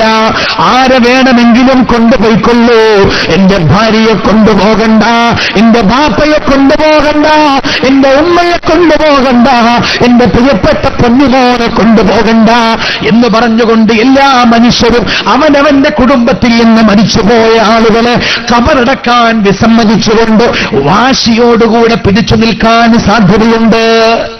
ലോകത്ത് മുഴുവനും കബന്ധങ്ങൾ ഇങ്ങനെ കടക്കും. ചീഞ്ഞു നാറുന്ന ശരീരങ്ങൾ കൊണ്ട് ഈ ലോകം മുഴുവനും നിറയും. ഒരൊറ്റ കുട്ടിയെ കൊണ്ടുപോയി ഖബറടക്കാൻ നിങ്ങൾ സമ്മതിക്കുകയില്ല എന്നതുകൊണ്ടാണ് ഖബറിലുള്ള അദാബ് നിങ്ങൾക്ക് ഞാൻ കേൾപ്പിച്ചു തരാത്തത് എന്ന് മുഹമ്മദ് മുസ്തഫ. ആലോചിച്ചോ ചെറുപ്പക്കാരാ, മരണമെന്ന് പറഞ്ഞാൽ തലനരച്ച് വയസ്സായ വാർദ്ധക്യത്തിലൂടെ കടന്നു പോകുന്ന നമ്മുടെ കാരണവന്മാർക്ക് മാത്രമുള്ളതൊന്നുമല്ല, എല്ലാവർക്കും ഉള്ളതാണ് മരണം. പരീക്ഷ എഴുതിയിട്ട് റാങ്ക് പ്രതീക്ഷിച്ച് കഴിയുന്ന കുട്ടികൾ മരിച്ചു പോകുന്നില്ലേ? LKGയിലും UKGയിലും പഠിക്കുന്ന കുട്ടികൾ മരിച്ചു പോണില്ലേ? അപകടമുണ്ടായിട്ട്, രോഗങ്ങളുണ്ടായിട്ട് ഒരു കാരണമില്ലാതെ മരിച്ചു പോകുന്നവരുമുണ്ട്. അള്ളാഹു നമ്മുടെയും നമ്മുടെ മക്കളെയൊക്കെ കാത്തുരക്ഷിക്കുമാറാവട്ടെ. എന്റെ സഹോദരങ്ങൾ ആലോചിക്കണം, അതൊക്കെ വല്ലാത്ത ചിന്തനീയമായ വിഷയങ്ങളാണ്. സയ്യിദുനാ റസൂലുള്ളാഹി സ്വല്ലല്ലാഹു അലൈഹി വസല്ലം തങ്ങൾ പറയുന്ന ആ വിഷയം നിങ്ങളാരും പിന്നെ ആരും ഖബറടക്കം കൊണ്ടുപോകില്ല. അതുകൊണ്ടാണ് ഖബറിലെ അദാബ് ഞാൻ കേൾപ്പിച്ചു തരാത്തത്. ഇത് പറഞ്ഞിട്ട് വളരെ അത്ഭുതകരമായ ഒരു സംഭവം നടന്നു. സാധാരണ ഒരു മുസ്ലിയാർ വന്നാല് മുസ്ലിയാർ ഇങ്ങനെ ദുആ ചെയ്യും, നമ്മൾ ആമീൻ പറയും. അങ്ങനെയാണല്ലോ എവിടെയും. ഒരാൾ നേതാവായിട്ടുണ്ടാകുമ്പോ നേതാവ് ദ്വയർക്കുക, അനുയായികൾ ആമീൻ പറയാം. ആമീൻ പറയാന്നുള്ളത് ദ്വയ തന്നെയാണ്. ചില ആളുകൾ പരാതി പറയും, എനിക്ക് ദ്വയർക്കാനുള്ള സാഹചര്യം കിട്ടിയില്ല, ആളെന്നെ ദ്വയർന്നു. അത് അറിവില്ലാത്തതുകൊണ്ടാണ്. ആമീൻ പറയാന്ന് പറഞ്ഞ ദുആ തന്നെയാണ്. ആമീൻ എന്ന് പറഞ്ഞത് ആ പറയുന്നതിനൊക്കെ നീ ഉത്തരം കൊടുക്കണേ റബ്ബേ എന്നുള്ള ദുആയാണ് ആമീൻ. അതുകൊണ്ട് ആമീൻ പറഞ്ഞാലും മതി. മഹാനായ ഖുതുബുസ്സമാൻ മമ്പുറം തങ്ങൾ ഖദ്ദസല്ലാഹു സിർറഹുൽ അസീസ് ജീവിച്ചിരുന്ന കാലത്ത് ആളുകൾ വലിയ വലിയ പ്രശ്നങ്ങളൊക്കെ അദ്ദേഹത്തിന്റെ മുമ്പിൽ അവതരിപ്പിച്ചാൽ അദ്ദേഹം അവിടെയുള്ള മൊല്ലാക്കാനോട് പറയും, മൊല്ലാക്ക നിങ്ങൾ വരുന്നോളി എന്ന് പറയും. അപ്പൊ ആളുകൾക്കൊരു അങ്കലാപ്പാണ്. ഞങ്ങളിപ്പോ ഇത്ര വലിയൊരു പ്രശ്നം വേറെ എവിടെയും പോയിട്ട് പരിഹരിക്കപ്പെടാത്തത് കൊണ്ടാണ് ഖുതുബുസ്സമാന്റെ മുമ്പിൽ വന്നത്. അത് ഈ മൊല്ലാക്ക തീർന്നിട്ട് എന്താ കാര്യം? തങ്ങൾ പറയും ഞാൻ ആമീൻ പറയുന്നുണ്ടല്ലോ. ആമീൻ ദുആയാണ്. അപ്പൊ മല്ലാക്കാന്റെ ദുആയിനേക്കാളും വലുതാണ് ഖുതുബുസ്സമാന്റെ ആമീൻ. ആമീൻ ദുആയെന്ന് മനസ്സിലാക്കിയാൽ ആ പ്രശ്നം ഉണ്ടാവില്ല. അള്ളാഹു മനസ്സിലാക്കാൻ തൗഫീഖ് നൽകട്ടെ. റസൂലുള്ളാഹി സ്വല്ലല്ലാഹി അലൈഹി വസല്ലം തങ്ങൾ പക്ഷേ ആ പതിവന്ന് തെറ്റിച്ചു. സാധാരണ ഒരു നേതാവ് മെയിനായിട്ട് ദുആ ചെയ്യും, മറ്റുള്ളവരൊക്കെ ആമീൻ ആമീൻ എന്ന് പറയുന്ന ദുആയുള്ളൂ. അന്ന് റസൂലുള്ളാഹി സ്വല്ലല്ലാഹി അലൈഹി വസല്ലം തങ്ങൾ പറഞ്ഞു, ഇന്നത്തെ ദുആ ഞാനല്ല, നിങ്ങളാണ്. എന്താ ദുആ? തഅവ്വദൂ മിൻ അദാബിൽ ഖബർ. മൈതാന മധ്യത്തിൽ തടിച്ചുകൂടിയ മഹാജനങ്ങളോട് പ്രവാചകൻ പറയുകയാണ്, നിങ്ങൾ ദുആ ചെയ്യുക, നിങ്ങൾ കാവൽ തേടുക. തഅവ്വദൂ മിൻ അദാബിൽ ഖബർ. ഖബറിന്റെ ശിക്ഷയിൽ നിന്ന് നിങ്ങൾക്ക് നീ കാവലേകണമേ തമ്പുരാനെ. കൂടി നിൽക്കുന്ന ആളുകൾ ദുആ ചെയ്യുന്നു, അല്ലാഹുമ്മ അജ്റിനാ മിൻ അദാബിൽ ഖബർ. അല്ലാഹുവേ, ഭീകരമായ ഖബറിന്റെ അദാബിൽ നിന്ന് ഞങ്ങൾക്ക് നീ കാവലേകണമേ തമ്പുരാനെ. സദസ്സിന്റെ നേതാവായ പരിശുദ്ധ നബി സല്ലല്ലാഹു അലൈഹി വസല്ലമ ആമീൻ. അത് കഴിഞ്ഞപ്പോ രണ്ടാമതും തഅവ്വദൂ മിൻ അദാബിൻ നാർ. നരകത്തിന്റെ ഒരു അദാബുണ്ട്, അതിൽ നിന്നുകൂടി നിങ്ങൾ കാവൽ തേടുക. പഠിച്ചുകൂടി ആളുകൾ ദുആ ചെയ്തു, അല്ലാഹുമ്മ അജ്റിനാ മിനൻ നാർ. അല്ലാഹുവേ, ഞങ്ങൾക്ക് നരകത്തിൽ നിന്ന് കാവലേകണമേ. അല്ലാഹുവിന്റെ ഹബീബ് ആമീൻ ചൊല്ലി. ആമീൻ. പ്രവാചകന്റെ പ്രാർത്ഥനകളുടെ ചരിത്രത്തിലെ അത്ഭുതകരമായ ഒരു രംഗമാണ്. ആരെങ്കിലും ദുആ ചെയ്യുമ്പോൾ ഉറങ്ങിത്തൂങ്ങിയിട്ടുള്ള ആമീനല്ല, ഖബറിന്റെ അദാബിൽ നിന്ന് രക്ഷപ്പെടാൻ ഓരോരുത്തരും സ്വന്തമായിട്ട് തന്നെ തീർക്കണം. അതുകൊണ്ടാണല്ലോ നിസ്കാരത്തിൽ അത്തഹിയ്യാത്തും സ്വലാത്തും കഴിഞ്ഞിട്ടുള്ള ദുആയില് ഫിത്നത്തുൽ ഖബറും അദാബുൽ ഖബറും ഒക്കെ പ്രത്യേകം ഉൾപ്പെടുത്താനായി മഹാനായ റസൂലുള്ളാഹി സ്വല്ലല്ലാഹി അലൈഹി വസല്ലം കൽപ്പിച്ചത്. ഖബറിൽ ചെല്ലുമ്പോ നബി സല്ലല്ലാഹു അലൈഹി വസല്ലമ തങ്ങളുടെ ചിത്രം നമ്മുടെ മുമ്പിൽ കാണിച്ചുകൊണ്ടുള്ള ചോദ്യമുണ്ട്, മാ തഖൂലു ഫീ ഹാദർ റജുൽ. ഇയാളെ കുറിച്ച് നിങ്ങൾക്ക് എന്ത് പറയാനുണ്ട്? അപ്പൊ ചെറുപ്പക്കാര് സംശയിക്കും, ഞാൻ അള്ളാന്റെ റസൂലിന്റെ ഫോട്ടോ കണ്ടിട്ടില്ലല്ലോ. എല്ലാരെ ഫോട്ടോ എന്റെ മൊബൈലുണ്ടായിരുന്നു, അള്ളാന്റെ റസൂലിന്റെ ഫോട്ടോ ഉണ്ടായിട്ടില്ല. പിന്നെ ഖബറിന്ന് ഈ ചിത്രം കാണിച്ചിട്ട് ഇയാളെക്കുറിച്ച്, ഇദ്ദേഹത്തെക്കുറിച്ച്, ഇവരെക്കുറിച്ച് നിങ്ങളുടെ അഭിപ്രായം എന്താണെന്ന് ചോദിച്ചാൽ ഞാൻ എങ്ങനെ മറുപടി പറയും? അപ്പൊ എങ്ങനെയെങ്കിലും അള്ളാഹുവിന്റെ റസൂലിന്റെ ഒരു ഫോട്ടോ സംഘടിപ്പിച്ചാൽ കൊള്ളാം എന്നൊരു പക്ഷേ പുതിയ തലമുറ ചിന്തിക്കാൻ സാധ്യതയുണ്ട്. ഇപ്പൊ എല്ലാവർക്കും ഫോട്ടോ സംഘടിപ്പിക്കുന്ന കാര്യത്തിൽ വലിയതാണ്. അവസാന നാൾ വന്നാൽ ഫോട്ടോയുടെ വലിപ്പം കൊണ്ട് ആളുകൾ ആദരിക്കപ്പെടുമെന്ന് റസൂലുള്ളാഹി സ്വല്ലല്ലാഹി അലൈഹി വസല്ലം തങ്ങൾ പറഞ്ഞിട്ടുണ്ട്. അങ്ങനെയുള്ള വയലിന് പോകുമ്പോൾ നമ്മൾ ഫ്ലക്സിൽ ഇങ്ങനെ നോക്കും, മൗലിയാരെ ഫോട്ടോ എങ്ങനെ ഉണ്ട്. ഫോട്ടോ വലുതാണെങ്കിലോ നല്ല കൊള്ളാവുന്ന മൗലിയാരായിരിക്കും. ഫോട്ടോ ഇല്ലാത്ത മൗലിയാരാണെങ്കിൽ അയാളെ വേദന പോയിട്ട് എന്ത് കാര്യം, ഫോട്ടോ കൂടി മര്യാദക്കില്ല. കാലം മാറിപ്പോയി. ഖിയാമത്ത് അടയാളാണ് പറയുന്നത്. നമ്മളെ കുറിച്ചാണെങ്കിലും പറയാതിരിക്കാൻ പറ്റില്ലല്ലോ. ഖിയാമത്ത് അടയാളം അല്ലാഹുവിന്റെ റസൂൽ പറഞ്ഞതാണ് സല്ലല്ലാഹു അലൈഹി വസല്ലം. ഫോട്ടോ കൊണ്ട് ആളുകൾ അംഗീകരിക്കപ്പെടുകയും ആദരിക്കപ്പെടുകയും. ഇപ്പൊ അടുത്ത കാലത്ത് ഫേസ്ബുക്കിൽ ഒരാള് വലിയ പ്രതീക്ഷയോടുകൂടെ ഒരുപാട് ലേക്ക് കിട്ടുമെന്ന് പ്രതീക്ഷിച്ചുകൊണ്ട് ഒരു ചിത്രം പോസ്റ്റ് ചെയ്തു. വെളിയങ്കോട് ഉമർ ഖാദി ഖദ്ദസല്ലാഹു സിർറഹുൽ അസീസിന്റെ റയറായിട്ടുള്ള ഒരു ഫോട്ടോ. അയാൾ വിചാരിച്ച ഒരുപാട് ലേക്ക് വരുന്നതാണ്, അത് വൈറലായി മാറുന്നതാണ്. സംഗതി വൈറലക്കായി മാറി. കാരണം എന്താണെന്നറിയോ? ഉമർ ഖാദി ഖദ്ദസല്ലാഹു സിർറഹുൽ അസീസിന്റെ അപൂർവമായ ഫോട്ടോ. പട്ടാളക്കാരിങ്ങനെ ചുറ്റുഭാഗത്തും കൂടി നിൽക്കുന്നു. അദ്ദേഹത്തിന്റെ കയ്യിലും കാലിലൊക്കെ ചെങ്ങല വീണിട്ടുണ്ട്. എന്നിട്ട് ബ്രിട്ടീഷ് കോടതിയിലേക്ക് കടന്നു പോകുന്ന ഉമർ ഖാദി എന്ന് മാത്രമല്ല, അതിന് ഒരുപാട് വിശേഷങ്ങളുണ്ട്.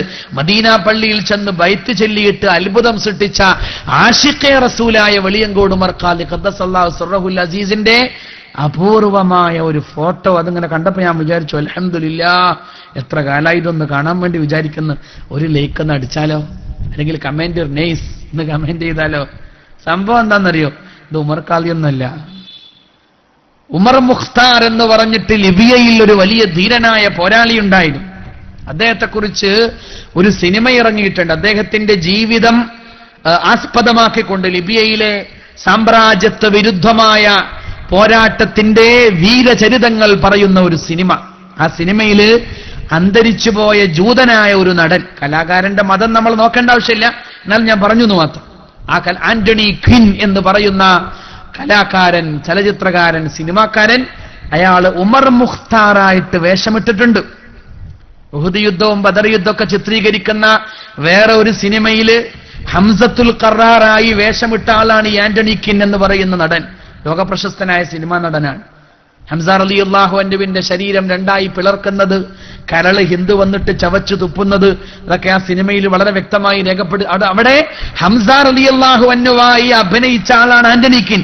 ഈ ആന്റണി ക്വിൻ ഉമർ മുഖ്താറായി അഭിനയിച്ച സിനിമയിലെ രംഗം, ഇറ്റലിക്കാരായ പട്ടാളക്കാരിങ്ങനെ നിൽക്കുമ്പോ കൈവിലങ്ങുകൾ അണിഞ്ഞുകൊണ്ട് ഉമർ മുഖ്താർ കടന്നു പോകുന്ന ഒരു രംഗം ആന്റണി ക്വിൻ അവതരിപ്പിച്ചിട്ടുണ്ട് സിനിമയിൽ. ആ ആന്റണി ക്വിന്നിന്റെ ഉമർ മുഖ്താറായി വേഷമിട്ട ചിത്രമാണ് ഫേസ്ബുക്കിൽ ഒരാള് വെളിയങ്കോട് മർക്കാദിന്റെ ചിത്രം എന്ന് പറഞ്ഞിട്ട് പോസ്റ്റ് ചെയ്തിട്ടുണ്ട്. അതിനൊരു പക്ഷേ ലൈക്ക് ചെയ്യാൻ ആളുണ്ടാവും. ഫോട്ടോ സൃഷ്ടിക്കുന്ന കാലാണ്.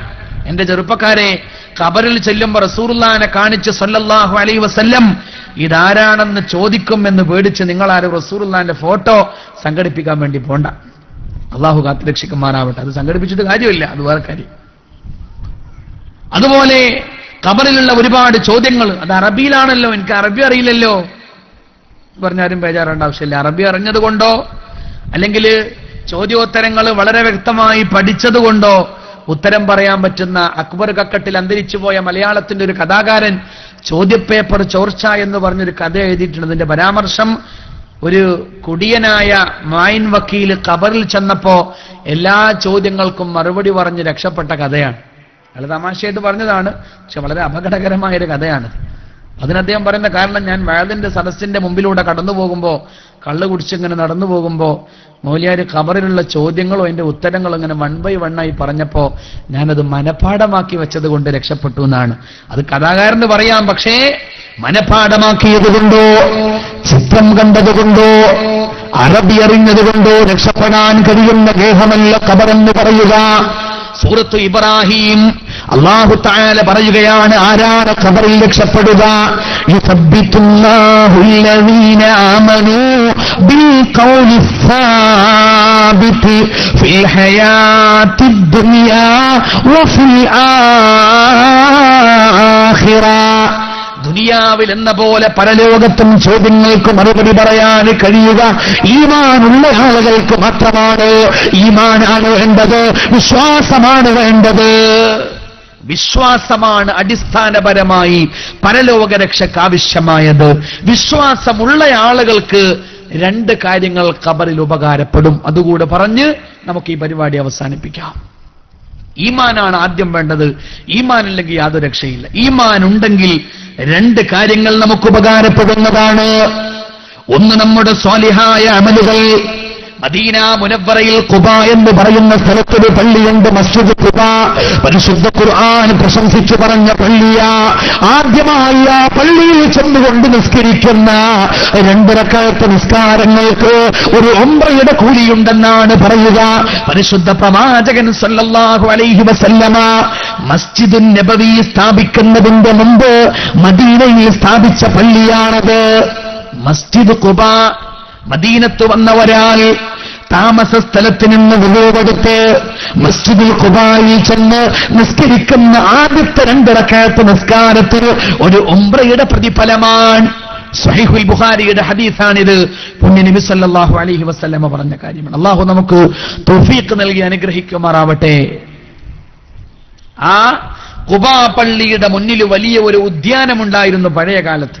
സിദ്ദീഖ് റളിയല്ലാഹു അൻഹുവിനെ പോലെയുള്ള സഹാബികൾ സായാഹ്ന നേരത്ത് ഫ്രീ ടൈമില് സംസാരിച്ചിരിക്കാൻ വേണ്ടി ഇരിക്കുന്ന സ്ഥലമായിരുന്നു അത്. സിദ്ദീഖ് റളിയല്ലാഹു അൻഹു വരും. ചില ദിവസം കഥയായിരിക്കും, ചില ദിവസം പാട്ടായിരിക്കും, ചില ദിവസം സാധാരണ സംസാരങ്ങളായിരിക്കും. അവർക്ക് സൊറ പറയാനുള്ള സന്ദർഭമാണ്. പക്ഷെ എന്താണ് അവരുടെ സൊറ? അനാവശ്യ കാര്യങ്ങളല്ല, രാഷ്ട്രീയ കാര്യങ്ങളല്ല, സിനിമാ കാര്യങ്ങളല്ല. അവർക്ക് പറയാനുള്ളത് പരലോകത്തിന്റെ കാര്യമാ. ഉത്തമ നൂറ്റാണ്ടിന്റെ അവസ്ഥയതാണ്. സിദ്ദീഖ് റളിയല്ലാഹു തആല അൻഹു പറഞ്ഞു, ഇന്ന് നമുക്ക് പാട്ടാവാം. ആളുകൾ പറഞ്ഞു, പാട്ടെങ്കിൽ പാട്ട്, നിങ്ങൾ പാട്. സിദ്ദീഖ് റളിയല്ലാഹു തആല അൻഹു തുടങ്ങി, അൽ മൗതു ബാബുൻ വകുൽ ലിൽ മർഇ ദാഖിലുഹു യാ ലൈത ശഅരിയ ബൽ മൗതി മദ്ദാറു. അൽ മൗതു ബാബുൻ, മരണം എന്ന് പറയുന്നത് ഒരു കവാടമാണ്. ഓരോ മനുഷ്യനും കടന്നു പോകേണ്ട കവാടമാണ്. ഞാൻ ആ കവാടം കടക്കൂല, എനിക്ക് ആ വാതിലിനോട് താല്പര്യമില്ല എന്ന് പറഞ്ഞിട്ട് മാറി നിൽക്കുന്നതിൽ അർത്ഥമില്ല. ഓരോ മനുഷ്യനും കടന്നു പോകേണ്ട കവാടമാണത്. യാ ലൈത ശഅരിയ ബഅദൽ മൗതി മദ്ദാർ. മരിച്ചു കഴിഞ്ഞാൽ പിന്നെ എന്നെ സ്വീകരിക്കാൻ പോകുന്ന ലോകത്തിന്റെ അവസ്ഥ എന്താ? ഞാൻ രക്ഷപ്പെടുമോ? ഞാൻ ശിക്ഷിക്കപ്പെടുമോ? സിദ്ദീഖ് റളിയല്ലാഹു അൻഹുവിന്റെ പാട്ട് ഖബറിനെ കുറിച്ചുള്ള പാട്ടാണ്. അതിന് മറുപടിയായിട്ട് ഉമർ ഇബ്നുൽ ഖത്താബ് റളിയല്ലാഹു അൻഹു വേറെ ഒരു പാട്ട് പാടി. പഴയ കാലത്തൊക്കെ ഈ കല്യാണത്തിന്, പഴയ കാലത്തൊക്കെ രാത്രിയായിരുന്നു പോൽ കല്യാണം ഉണ്ടായിരുന്നു, അല്ലേ? ആണോ? കല്യാണ സദ്യ രാത്രിയാകലും സുന്നത്തും കൂടിയാണ്, വേറെ കാര്യം. മാത്രല്ല രണ്ട് വിഭാഗം ആളുകളും തമ്മിൽ വലിയ പാട്ട് പാടും. എന്റെ മൂത്താപ്പ വലിയൊരു പാട്ടുകാരനാണ്, ഇപ്പോഴല്ല, പഴയ കാലത്ത്. അപ്പൊ അദ്ദേഹം ഇതിന്റെ വീരകഥകളൊക്കെ ഇങ്ങനെ പറഞ്ഞ് ഞങ്ങളൊക്കെ ഞെട്ടിക്കുമായിരുന്നു ചെറുപ്പകാലത്ത്. അതുകൊണ്ടാണ് എനിക്ക് ആ കാര്യം മനസ്സിലായത്. പഴയ കാലത്ത് അങ്ങനെ ഒരു സിസ്റ്റം ഉണ്ടായിരുന്നു. സിദ്ദീഖ് റളിയല്ലാഹു അൻഹു ഇങ്ങനെ ഒരു പാട്ട് പാടിയപ്പോ ഉമർ ഇബ്നുൽ ഖത്താബ് റളിയല്ലാഹു അൻഹു അതിന് മറുപടി പാട്ട് പാടി. അതും ഒന്നാം തരം പാട്ടാണ്. അദ്ദേഹം പറഞ്ഞു, അദ്ദാറു ദാറു നഈ മിൻ ഇൻ അമിൽത ബിമാ യുർലിൽ ഇലാഹ വ ഇൻ ഖാലഫ്ത ഫന്നാറു. സിദ്ദീഖ് തങ്ങളെ ഞാൻ മറുപടി പറയാം. നമുക്ക് നാളെ വരാൻ പോകുന്ന ഖബറ്, അതിനുശേഷമുള്ള ലോകങ്ങൾ ഓരോന്നും രക്ഷയായി മാറണമോ? ഈ ലോകത്ത് നമ്മൾ ഈമാനുള്ള ആളുകൾ സൽക്കർമ്മങ്ങൾ ചെയ്തിട്ടുണ്ടെങ്കിൽ നമ്മുടെ സ്വാലിഹായ അമലുകൾ നാളെ ഖബറിലെ കൂട്ടുകാരാണ്, ഖബറിലെ കൂട്ടുകാരാണ്, അല്ലേ? ഈമാനുള്ള ആളുകൾക്ക് ഉപകാരപ്പെടുന്ന ഒന്നാമത്തെ കാര്യം സ്വാലിഹായ അമലുകളാണ്, അവനവൻ ചെയ്ത അമലുകൾ. അത് നമ്മുടെ കൂട്ടുകാരാണെന്നാണ്. നീ എന്നെ അറിയുമോ, നിനക്കെന്നെ പരിചയമുണ്ടോ എന്ന് ചോദിച്ചുകൊണ്ട് സന്തോഷിപ്പിക്കാനെത്തുന്ന കൂട്ടുകാരനായി സ്വാലിഹായ അമലുകൾ ഖബറിൽ മാറുമെന്ന് റൂഹി ഫിദാ മുഹമ്മദ് മുസ്തഫ സല്ലല്ലാഹു അലൈഹി വസല്ലം. മഹാനായ ഹാത്തമുൽ അസ്സം റളിയല്ലാഹു അൻഹു 33 കൊല്ലം ഷഖീഖുൽ ബൽഖിയുടെ കൂടെ കഴിഞ്ഞ് അവസാനം വേർപിരിഞ്ഞു പോകാൻ നേരത്ത് പറഞ്ഞു, ഞാൻ നിങ്ങളിൽ നിന്ന് 8 കാര്യങ്ങൾ പഠിച്ചിട്ടുണ്ട്. അതിലൊന്നാമത്തെ കാര്യം ഇതാണ്. പക്ഷേ സംഘാടകർക്ക് പ്രധാനം വേറൊരു കാര്യമാണ്, അത് നമ്മുടെ സംഭാവനയാണ്. അതുകൊണ്ട് എന്റെ പ്രിയപ്പെട്ട സഹോദരങ്ങൾ എല്ലാവരും, ഇവിടെ നമ്മൾ ബഹുമാനപ്പെട്ട ഹസൻ സക്കാഫി ഉസ്താദ് സൂചിപ്പിച്ചു, അതിന് മുമ്പുള്ളവരും സൂചിപ്പിച്ച് കാണും, നമ്മുടെ ഈ പരിപാടി സഹചാരിയുടെ ഭാഗമായി സംഘടിപ്പിക്കപ്പെടുന്ന പരിപാടിയാണ്. ഒരുപാട് വലിയ ലക്ഷ്യങ്ങൾ നമ്മുടെ മുമ്പിലുണ്ട്. ഇന്ന് നമുക്കറിയാം, നമ്മുടെ ജില്ല പ്രത്യേകിച്ച് നമ്മുടെ സംസ്ഥാനം പൊതുവെയും രോഗാതുരമായ ഒരവസ്ഥയിലൂടെ കടന്നു പോവുകയാണ്. പള്ളിയിലൊക്കെ ജോലി ചെയ്യുന്ന ഉസ്താദുമാരായ ഞങ്ങൾക്കറിയാം, ഓരോ വെള്ളിയാഴ്ചയും ദുആ ചെയ്യണമെന്ന വസിയത്തോടുകൂടെ പഴയ കാലത്തൊക്കെ കൊല്ലത്തിലൊരിക്കൽ അല്ലെങ്കിൽ 10 കൊല്ലത്തിലൊരിക്കലൊക്കെയാണ് അങ്ങനെയുള്ള വാർത്തകൾ. ഇപ്പോ ഓരോ ആഴ്ചയും 10ഉം 15ഒക്കെ ലിസ്റ്റുകളാണ്. ഉമ്മാക്ക് ക്യാൻസറാണ്, അല്ലെങ്കിൽ മകൾക്ക് ബ്ലഡ് ക്യാൻസറാണ്, അല്ലെങ്കിൽ വാപ്പാന്റെ കിഡ്നി ഫെയിലറായി പോയിട്ടുണ്ട്. എന്താണ് അവസ്ഥ? 2025ഒക്കെ ആകുമ്പോഴേക്ക് എന്ന് പറഞ്ഞാൽ ഒരു 8 കൊല്ലമൊക്കെ കഴിയുമ്പോഴേക്ക് കേരളത്തിലെ എല്ലാ വീടുകളിലും ഏറ്റവും ചുരുങ്ങിയത് കിഡ്നി തകരാറിലായി പോയ ഒരാളെങ്കിലും ഉണ്ടാവുന്നതാണ് മെഡിക്കൽ ട്രസ്റ്റിന്റെ കണക്ക്. അള്ളാഹു കാത്ത് രക്ഷിക്കട്ടെ. ഇപ്പൊ നമുക്ക് ജീവകാരുണ്യം നടത്താനുള്ള സൗകര്യമെങ്കിലും അള്ളാഹു താല ചെയ്തിട്ടുണ്ട്. നാട്ടിലിപ്പോ ഒരാൾ അങ്ങനെ ഉണ്ടെങ്കിൽ അയാളെ സഹായിക്കാൻ നാട്ടുകാരിറങ്ങുക. എന്നാൽ ഓരോ വീട്ടിലും ഒരാൾ കിഡ്നി തകരാറായി കിടക്കുകയാണെങ്കിൽ ആരിറങ്ങും? ആര് സഹായിക്കും? അള്ളാഹു കാത്ത് രക്ഷിക്കുമാറാവട്ടെ. അപ്പൊ നമ്മുടെ നാട് ഒരുപാട് രോഗങ്ങൾ കൊണ്ട് കഷ്ടപ്പെടുന്ന സഹോദരന്മാരുണ്ട്. വലിയ വലിയ പണക്കാര് പോലും കിഡ്നിയൊക്കെ തകരാറിലായി കുടുംബത്തിന്റെ നാഥൻ കിടന്നു കഴിഞ്ഞാൽ പിന്നെ ഉണ്ടാക്കിയ സമ്പത്ത് മുഴുവൻ അതിന് കൊടുക്കണം. മക്കളുടെ വിദ്യാഭ്യാസം, മറ്റുള്ള കാര്യങ്ങൾ, ദൈനംദിന ചെലവുകൾ, അത് വേറെ. ജീവകാരുണ്യ പ്രവർത്തനം എത്ര നടത്തിയാലും വീണ്ടും ഒരുപാട് അവകാശികൾ അവശേഷിക്കുന്ന വളരെ അപകടകരമായ ഒരു പേടിക്കേണ്ട കാലത്തുകൂടെയാണ് നമ്മൾ കടന്നു പോകുന്നത്. അള്ളാഹു സലാമത്താക്കി തെരുമാറാവട്ടെ. നമ്മുടെ ഈ ജീവകാരുണ്യ പ്രവർത്തനങ്ങളുടെയൊക്കെ ബർക്കത്ത് കൊണ്ടെങ്കിലും അള്ളാഹു നമ്മെ രോഗങ്ങളിൽ നിന്ന്, പെട്ടെന്നുള്ള മരണങ്ങളിൽ നിന്ന്, ടെൻഷനുകളിൽ നിന്നൊക്കെ രക്ഷപ്പെടുത്തി തെരുമാറാവട്ടെ. അതുകൊണ്ട് എൻ്റെ സഹോദരങ്ങൾ, നമ്മുടെ ബഹുമാനപ്പെട്ട സംഘാടകർ ഇവിടെ ബക്കറ്റ് കളക്ഷൻ നടത്തും, അതുമായിട്ട് എല്ലാവരും സഹായിക്കണം. അതുപോലെ ഒരു വീൽ ചെയർ, നിങ്ങൾ ആരെങ്കിലും കഴിവുള്ള ഏതെങ്കിലും ഒരു സഹോദരൻ ഒരു വീൽ ചെയർ നമ്മുടെ ഈ സംരംഭത്തിലേക്ക് സംഭാവന ചെയ്യാൻ തയ്യാറാവുകയാണെങ്കിൽ അൽഹംദുലില്ലാ, അത് വളരെ നല്ല ഒരു കാര്യമാണ്. ആർക്കും അതിന് കഴിവില്ലെങ്കിൽ ഞാൻ ആരെയും നിർബന്ധിക്കുന്നില്ല. അല്ലാഹു തആല നിഅമത്ത് ചെയ്ത് ഒരു വീൽ ചെയറിന് എത്ര രൂപ വരും? ഹഫീസ, എത്ര വരും? എത്ര വരും?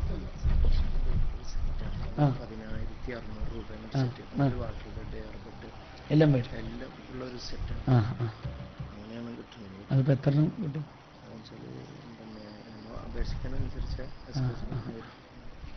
ആയിക്കോട്ടെ.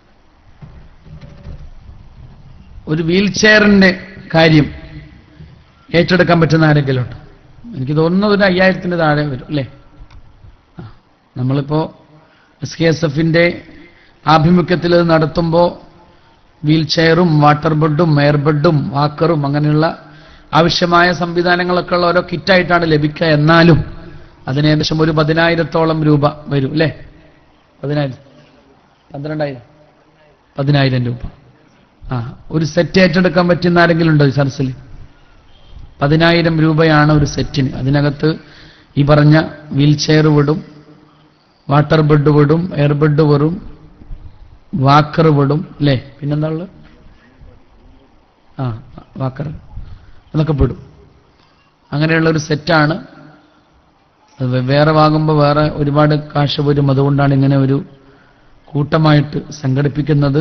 അത് സംസ്ഥാനത്തിന്റെ വിവിധ സ്ഥലങ്ങളിൽ, വിവിധ ശാഖകളിൽ വളരെ നല്ല രൂപത്തിൽ നടന്നുകൊണ്ടിരിക്കുന്നതാണ്.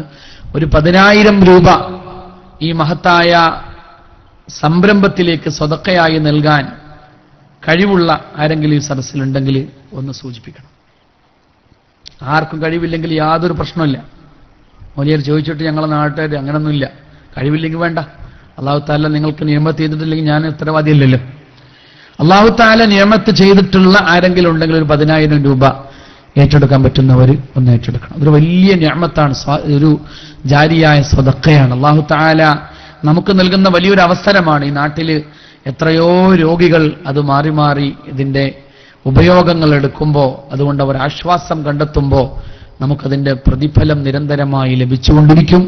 മഹാനായ അലി ഇബ്നു അബീ ത്വാലിബ് റളിയല്ലാഹു തആല അൻഹു ഹബീബായ റസൂലുള്ളാഹി സ്വല്ലല്ലാഹി അലൈഹി വസല്ലമ തങ്ങളോട് സ്വർഗ്ഗത്തിൽ പോകാനുള്ള ഏറ്റവും നല്ല അമല് ചോദിച്ചപ്പോൾ ഇദ്ഖാലു സുറൂർ ഫീ ഖൽബിൽ മുസ്ലിം, ഒരു മുസ്ലിമായ മനുഷ്യന്റെ കൽബില് ആശ്വാസം കൊടുത്തു കഴിഞ്ഞാൽ നിനക്ക് പെട്ടെന്ന് സ്വർഗത്തിൽ പോകാം എന്ന് റസൂൽ കരീം സല്ലല്ലാഹു അലൈഹി വസല്ലം തങ്ങൾ മറുപടി പറഞ്ഞിട്ടുണ്ട്.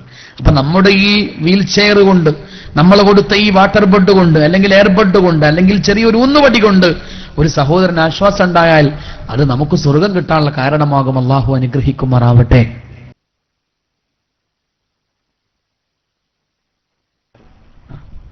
നമ്മുടെ ഈ സദസ്സിലുള്ള ഒരു കാരണവര് 5000 രൂപ ആ സംരംഭത്തിലേക്ക് സംഭാവന ചെയ്തിട്ടുണ്ട്. കൂലി തക്ബീർ. അല്ലാഹുവേ നീ സ്വീകരിക്കണമേ തമ്പുരാൻ. എല്ലാവരും ഒരു 3 സ്വലാത്ത്.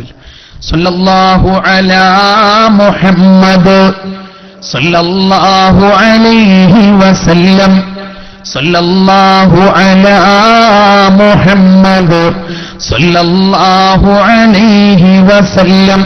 اللهم صل على محمد يا ربي صل عليه وسلم. റഹ്മാനായ രാജാതിരാജനായ തമ്പുരാനെ, നിങ്ങളുടെ പ്രിയപ്പെട്ട സഹോദരൻ ഈ നാട്ടിലെ സാധുക്കൾക്ക് വേണ്ടി 5000 രൂപ സ്വതക്കയായി നൽകുകയാണ്. നീ അത് സ്വീകരിക്കണമേ തമ്പുരാനെ.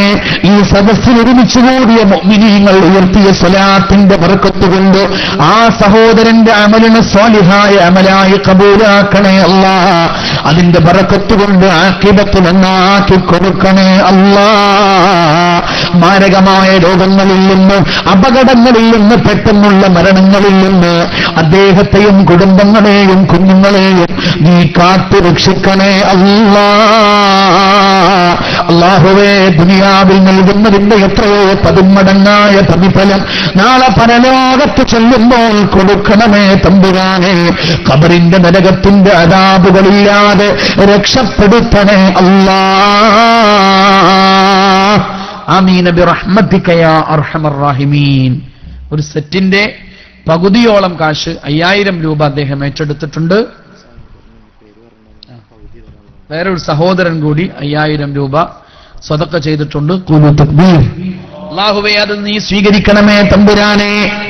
ഈ മുഅ്മിനീങ്ങളുടെ മജ്ലിസിൽ സാധുക്കളായ ഒരുപാട് ഓമന കുഞ്ഞുങ്ങള്, ആലിമീങ്ങള്, കാരണവന്മാര്, ഉമ്മമാർ ഒരുമിച്ച് കൂടിയ സദസ്സ് ആമീൻ പറയുന്ന ഈ മഹത്തായ മജ്ലിസിന്റെ ബറക്കത്ത് കൊണ്ട് ആ സഹോദരന്റെ സ്വതക്ക നീ ഖബൂലാക്കണേ അല്ലാ.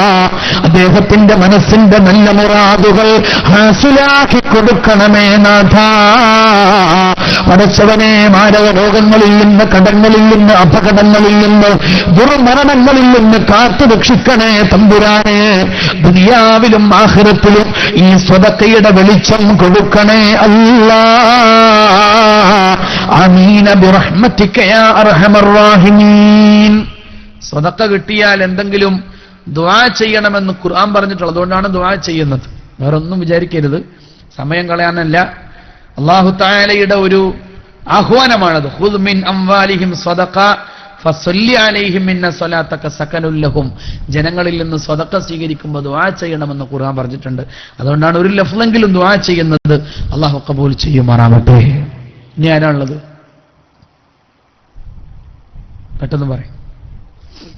എനിക്ക് തിരക്കൊന്നുമില്ല, നിങ്ങൾക്ക് തിരക്കുണ്ടാവില്ലേ?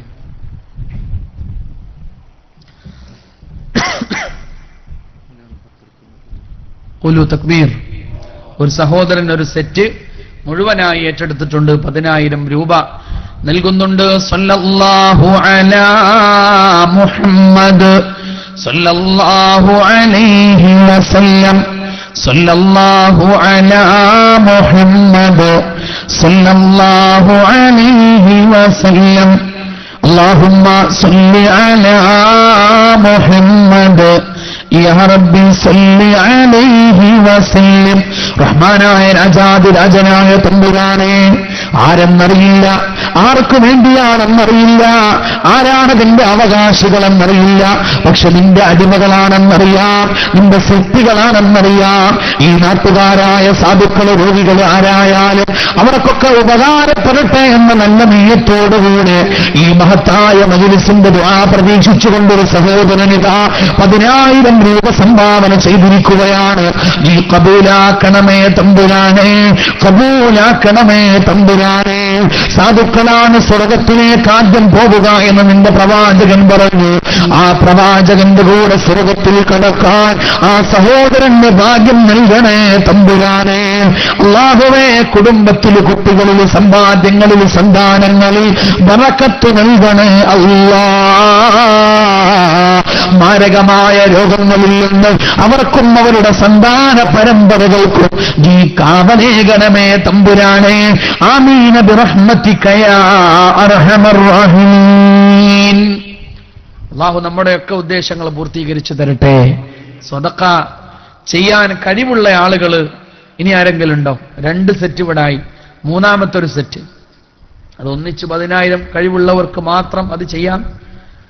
ആദ്യം ചെയ്തതുപോലെ 5000 ഇട്ടാവാം, അല്ലെങ്കിൽ 3333 മൂന്നാളേറ്റ അങ്ങനെ ആവാം, അല്ലെങ്കിൽ 10 ആൾ 1000 വീതേറ്റ എങ്ങനെയെങ്കിലൊക്കെ ആയിട്ട് ഒരു സെറ്റ് കൂടെ ഒന്ന്. മൂന്നാമത്തത് ഇന്നല്ലാഹ വിത്തുറുൻ യുഹിബ്ബുൽ വിത്രാന്നാണല്ലോ.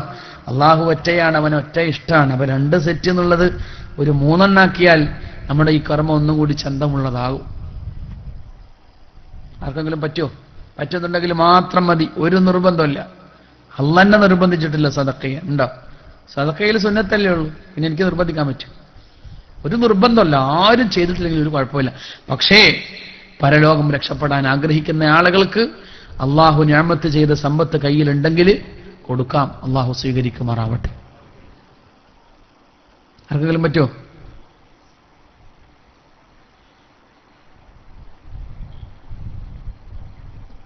₹1000 നൽകാൻ പറ്റുന്ന അത്ര ആളുകളുടെ കൂട്ടത്തിൽ. അത് വളരെ സിമ്പിളാണ്. അള്ളാഹു കബൂൽ ചെയ്യുമാറാവട്ടെ. അതിന്റെ പേരെന്ത്? അബൂബക്കർ. അവിടെ 2 ആളുണ്ടല്ലോ. ഒന്ന് ചെല്ല്. 1000 രൂപ ഒരു പക്ഷേ ഇവിടെ ഇരിക്കുന്ന 70% ആൾക്കാർക്കും പറ്റുന്ന ഞാൻ വിശ്വസിക്കും. അവിടെ 2 ആളുണ്ട്. ഞാനുള്ളത്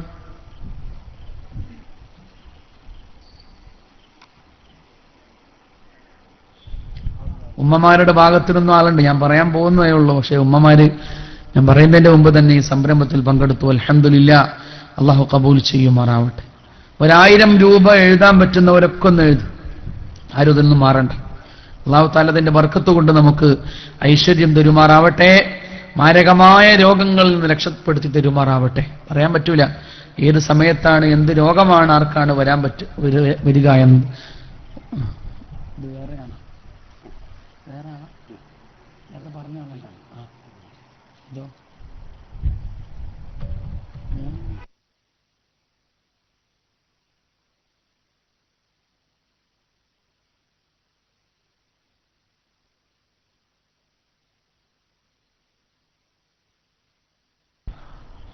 ഖൂലു തക്ബീർ.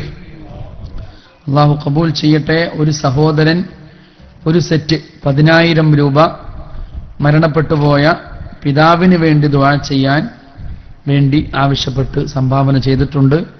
അതുപോലെ വേറെ 3 സഹോദരങ്ങൾ ബിസിനസ്സുകാരാണ്. അവരുടെ ബിസിനസ്സിലും കച്ചവടത്തിലൊക്കെ ഖൈറും ബർക്കത്തും ഉണ്ടാകാൻ വേണ്ടി ഓരോരുത്തരും ഓരോ സെറ്റ്, അങ്ങനെ 3 സെറ്റ്, മൊത്തം 4 സെറ്റ് ഇവിടെ പുതുതായി സംഭാവന വന്നിട്ടുണ്ട്. എല്ലാവരും 3 സ്വലാത്തിൽ സല്ലല്ലാഹു അലാ മുഹമ്മദ് സല്ലല്ലാഹു അലൈഹി വസല്ലം സല്ലല്ലാഹു അലാ മുഹമ്മദ് സല്ലല്ലാഹു അലൈഹി വസല്ലം അല്ലാഹുമ്മ സല്ലി അലാ മുഹമ്മദ് യാ റബ്ബി സല്ലി അലൈഹി വസല്ലിം. വേറെ ഒരു സഹോദരൻ 5000 രൂപ കൂടി ഇതിലേക്ക് നൽകിയിട്ടുണ്ട്. എല്ലാവരും നാമീം പറയാം. അൽഹംദുലില്ലാഹ്. അല്ലാഹുവേ റഹ്മാനായ തമ്പുരാനെ, ഈ മഹത്തായ ഇൽമിന്റെ മജ്ലിസിൽ വെച്ച് അസ്ഹാബുൽ ബദറിന്റെ നാമങ്ങൾ ചൊല്ലി ദുആ ചെയ്ത മജ്ലിസിൽ വെച്ച് പടച്ചവനെ, ഈ നാട്ടിലെ സാധുക്കൾക്ക് വേണ്ടി 4 സഹോദരങ്ങൾ 10,000 രൂപ വീതം, ഒരു സഹോദരൻ 5000 രൂപയും സദഖ നൽകുകയാണ്. പടച്ചവനെ, അത് നീ സ്വാലിഹായ അമലായി കബൂലാക്കണമേ തമ്പുരാനെ. പടച്ചവനെ, നീ നൽകിയ നിഅമത്ത് നീ ഏറ്റവും കൂടുതൽ ഇഷ്ടപ്പെടുന്ന മാർഗത്തിലാണ് ചെലവഴിക്കുന്നത്. അല്ലാഹുവേ, നീ കബൂലാക്കണമേ തമ്പുരാനെ. ഒരു സഹോദരൻ അദ്ദേഹത്തിന്റെ മരണപ്പെട്ടു പോയ പിതാവിനെ ഓർത്തുകൊണ്ട് ആ പിതാവിന് വേണ്ടി ദുആ ചെയ്യാൻ ആവശ്യപ്പെടുകയാണ്. അല്ലാഹുവേ, ആ സഹോദരന്റെ സദഖയുടെ പുണ്യം മുഴുവനും ആ പിതാവിന്റെ ഖബറിടത്തിലേക്ക് എത്തിച്ചു കൊടുക്കണേ അല്ലാഹ്. ആ പിതാവിന്റെ ഖബർ നീ സ്വർഗ്ഗമാക്കി കൊടുക്കണമേ തമ്പുരാനെ. മരണശേഷം അവരെ ഓർക്കാൻ കഴിയുന്ന മക്കളുണ്ടാവുന്നത് ഒരു പിതാവിന് മാതാവിന് കിട്ടുന്ന ഏറ്റവും വലിയ ഭാഗ്യമാണ്. അല്ലാഹുവേ, മാതാപിതാക്കൾക്ക് ഗുണം ചെയ്ത മക്കളുടെ കൂട്ടത്തിൽ ആ സഹോദരനെ ഉൾപ്പെടുത്തണമേ തമ്പുരാനെ. പഠിച്ചവനെ, 3 സഹോദരങ്ങൾ കൂടി 30,000 രൂപ ഈ സദസ്സിലേക്ക് നൽകി. അവരുടെ ബിസിനസ്സിൽ നീ ബറക്കത്ത് നൽകണമേ തമ്പുരാനെ. അവരുടെ കച്ചവടങ്ങളിൽ ഖൈറും ബറക്കത്തും നൽകണേ അല്ലാഹ്. പഠിച്ചവനെ, അവർക്കും അവരുടെ സന്താനങ്ങളിലും അവരുടെ വീട്ടിലും കുടുംബത്തിലുമൊക്കെ ഖൈറായ ഹലാലായ നിഅമത്ത് നീ വർദ്ധിപ്പിച്ചു കൊടുക്കണമേ തമ്പുരാനെ. കടബാധ്യതകളിൽ നിന്ന്, പരാജയങ്ങളിൽ നിന്ന്, ടെൻഷനുകളിൽ നിന്ന് അവർക്ക് നീ രക്ഷ നൽകണമേ തമ്പുരാനെ. രാപ്പകലില്ലാതെ കച്ചവടത്തിന് വേണ്ടി ഓടി നടക്കുമ്പോൾ അപകടങ്ങളിൽ നിന്ന്, അപകട മരണങ്ങളിൽ നിന്ന്, വിഷമമില്ലാത്ത ജീവിതത്തിൽ നിന്ന്, അല്ലാഹുവേ വന്നു പോകുന്ന മാരക രോഗങ്ങളിൽ നിന്ന് കാവലേകണമേ തമ്പുരാനെ. കാത്തു രക്ഷിക്കണേ അല്ലാഹ്. ആമീന ബിറഹ്മതിക യാ അർഹമർ റഹീം. 1000 എഴുതാൻ പറ്റുമല്ലോ, എഴുതിയോ? ഇപ്പോഴെഴുത്ത് തുടരാണ്. ബഹുമാനപ്പെട്ട ഉമ്മമാരോട് എന്ത് ചോദിക്കണമെന്ന് എനിക്കറിയില്ല. നിങ്ങൾക്ക് നൽകാൻ പറ്റുന്നത് നിങ്ങൾ നൽകുക. 10,000 നൽകാൻ പറ്റുന്ന ഖദീജ ബീവിയെ പോലെ നല്ല മുതലക്കുള്ള സ്ത്രീകളുണ്ടെങ്കിൽ അവർക്ക് 10,000 കൊടുക്കാം. പെണ്ണുങ്ങളായതുകൊണ്ട് കുറക്കണമെന്നൊന്നുമില്ല. 5,000 ആണെങ്കിൽ 5,000, 1000 ആണെങ്കിൽ 1000, 500 ആണെങ്കിൽ 500, 100 ആണെങ്കിൽ 100. ഏതായാലും സാധുവായ ഒരു സഹോദരന്റെ ജീവിതത്തിൽ നമ്മുടെ ഈ സ്വതക്ക ഒരു വലിയ ആശ്വാസമായി മാറും എന്ന കാര്യത്തിൽ യാതൊരു സംശയമില്ല. അവർ നമുക്ക് വേണ്ടി ദ്വാരക്കണമെന്നൊന്നുമില്ല. നമ്മൾ മനസ്സിലാക്കേണ്ട ഒരു വിഷയമാണ്. നമ്മൾ പാവപ്പെട്ട ഒരാളെ സഹായിക്കുമ്പോൾ ചിലപ്പോൾ അയാൾക്ക് അറിയില്ലായിരിക്കാം നമ്മളോടൊരു നന്ദി പറയണം, അല്ലെങ്കിൽ നമുക്ക് വേണ്ടി ദ്വാരക്കണം. ഒരുപക്ഷെ അദ്ദേഹത്തിന് അറിയില്ലായിരിക്കാം. ചില പാവപ്പെട്ട സഹോദരങ്ങളൊക്കെ അങ്ങനെയാണ്. വലിയ വലിയ സഹായമൊക്കെ ചെയ്താലും കണ്ട ചിലപ്പോൾ വീണ്ടും കൊണ്ട് ചെയ്യില്ല. നമ്മൾ വിഷമിക്കണ്ട. ആ നമ്മുടെ സഹായം കൊണ്ട് അദ്ദേഹത്തിനൊരു ഉപകാരം ഉണ്ടായാൽ അതുകൊണ്ട് അള്ളാഹു സന്തോഷിച്ചിട്ടുണ്ട്, അത് മതിയല്ലോ. ആ സാധു സന്തോഷിക്കട്ടെ, നമ്മളോട് നന്ദി പറയട്ടെ, പറയാതിരിക്കട്ടെ, അത് നല്ല വിഷയം. അള്ളാഹു തആല നമ്മുടെ ഈ സൽക്കർമ്മം കണ്ട് സന്തോഷിക്കുന്നുണ്ട്. അള്ളാഹുവിനെ നമ്മുടെ അമല് കൊണ്ട് സന്തോഷിപ്പിക്കാൻ കഴിഞ്ഞാൽ അതിനേക്കാളും വലിയ ഭാഗ്യം എന്താണ്? അള്ളാഹു നമ്മെ ആ കൂട്ടത്തിൽ ഉൾപ്പെടുത്തുമാറാവട്ടെ. അൽഹംദുലില്ലാഹ്, ഒരുപാട് ആളുകൾ വലിയ വലിയ സഹായങ്ങൾ ഇവിടെ ചെയ്തു. അള്ളാഹു അവരെയൊക്കെ അനുഗ്രഹിക്കുമാറാവട്ടെ. ഈ നാട്, ഞാനിവിടെ വന്നപ്പോൾ എന്നോട് സംഘാടകർ പറഞ്ഞു ചെറിയ നാടാണ്. ഞാൻ ചോദിച്ചു, ആനക്ക എന്ന് പറയുമ്പോൾ ആനന്റെ അത്ര സമ്പത്തൊക്കെ വേണ്ടേ? അൽഹംദുലില്ലാഹ്, സ്വതക്കന്റെ കാര്യത്തിൽ നിങ്ങൾ ആനയേക്കാളും വലുതായിട്ടുണ്ട്. അള്ളാഹു തആല ഇനിയും ഒരുപാട് ഉന്നതങ്ങളിലേക്ക്, ഖൈറിലേക്ക്, ബർക്കത്തിലേക്ക് ഈ നാടിനെയും ഇവിടെയുള്ള ഓരോ വീടിനെയും വീട്ടുകാരെയും ഉയർത്തുമാറാവട്ടെ എന്ന് പ്രാർത്ഥിക്കുന്നു. അള്ളാഹു നമ്മെ ഖബൂൽ ചെയ്യട്ടെ. കഴിഞ്ഞില്ല ഉസ്താദേ? എഴുത്ത് കഴിഞ്ഞു? എത്ര ആളുണ്ട്?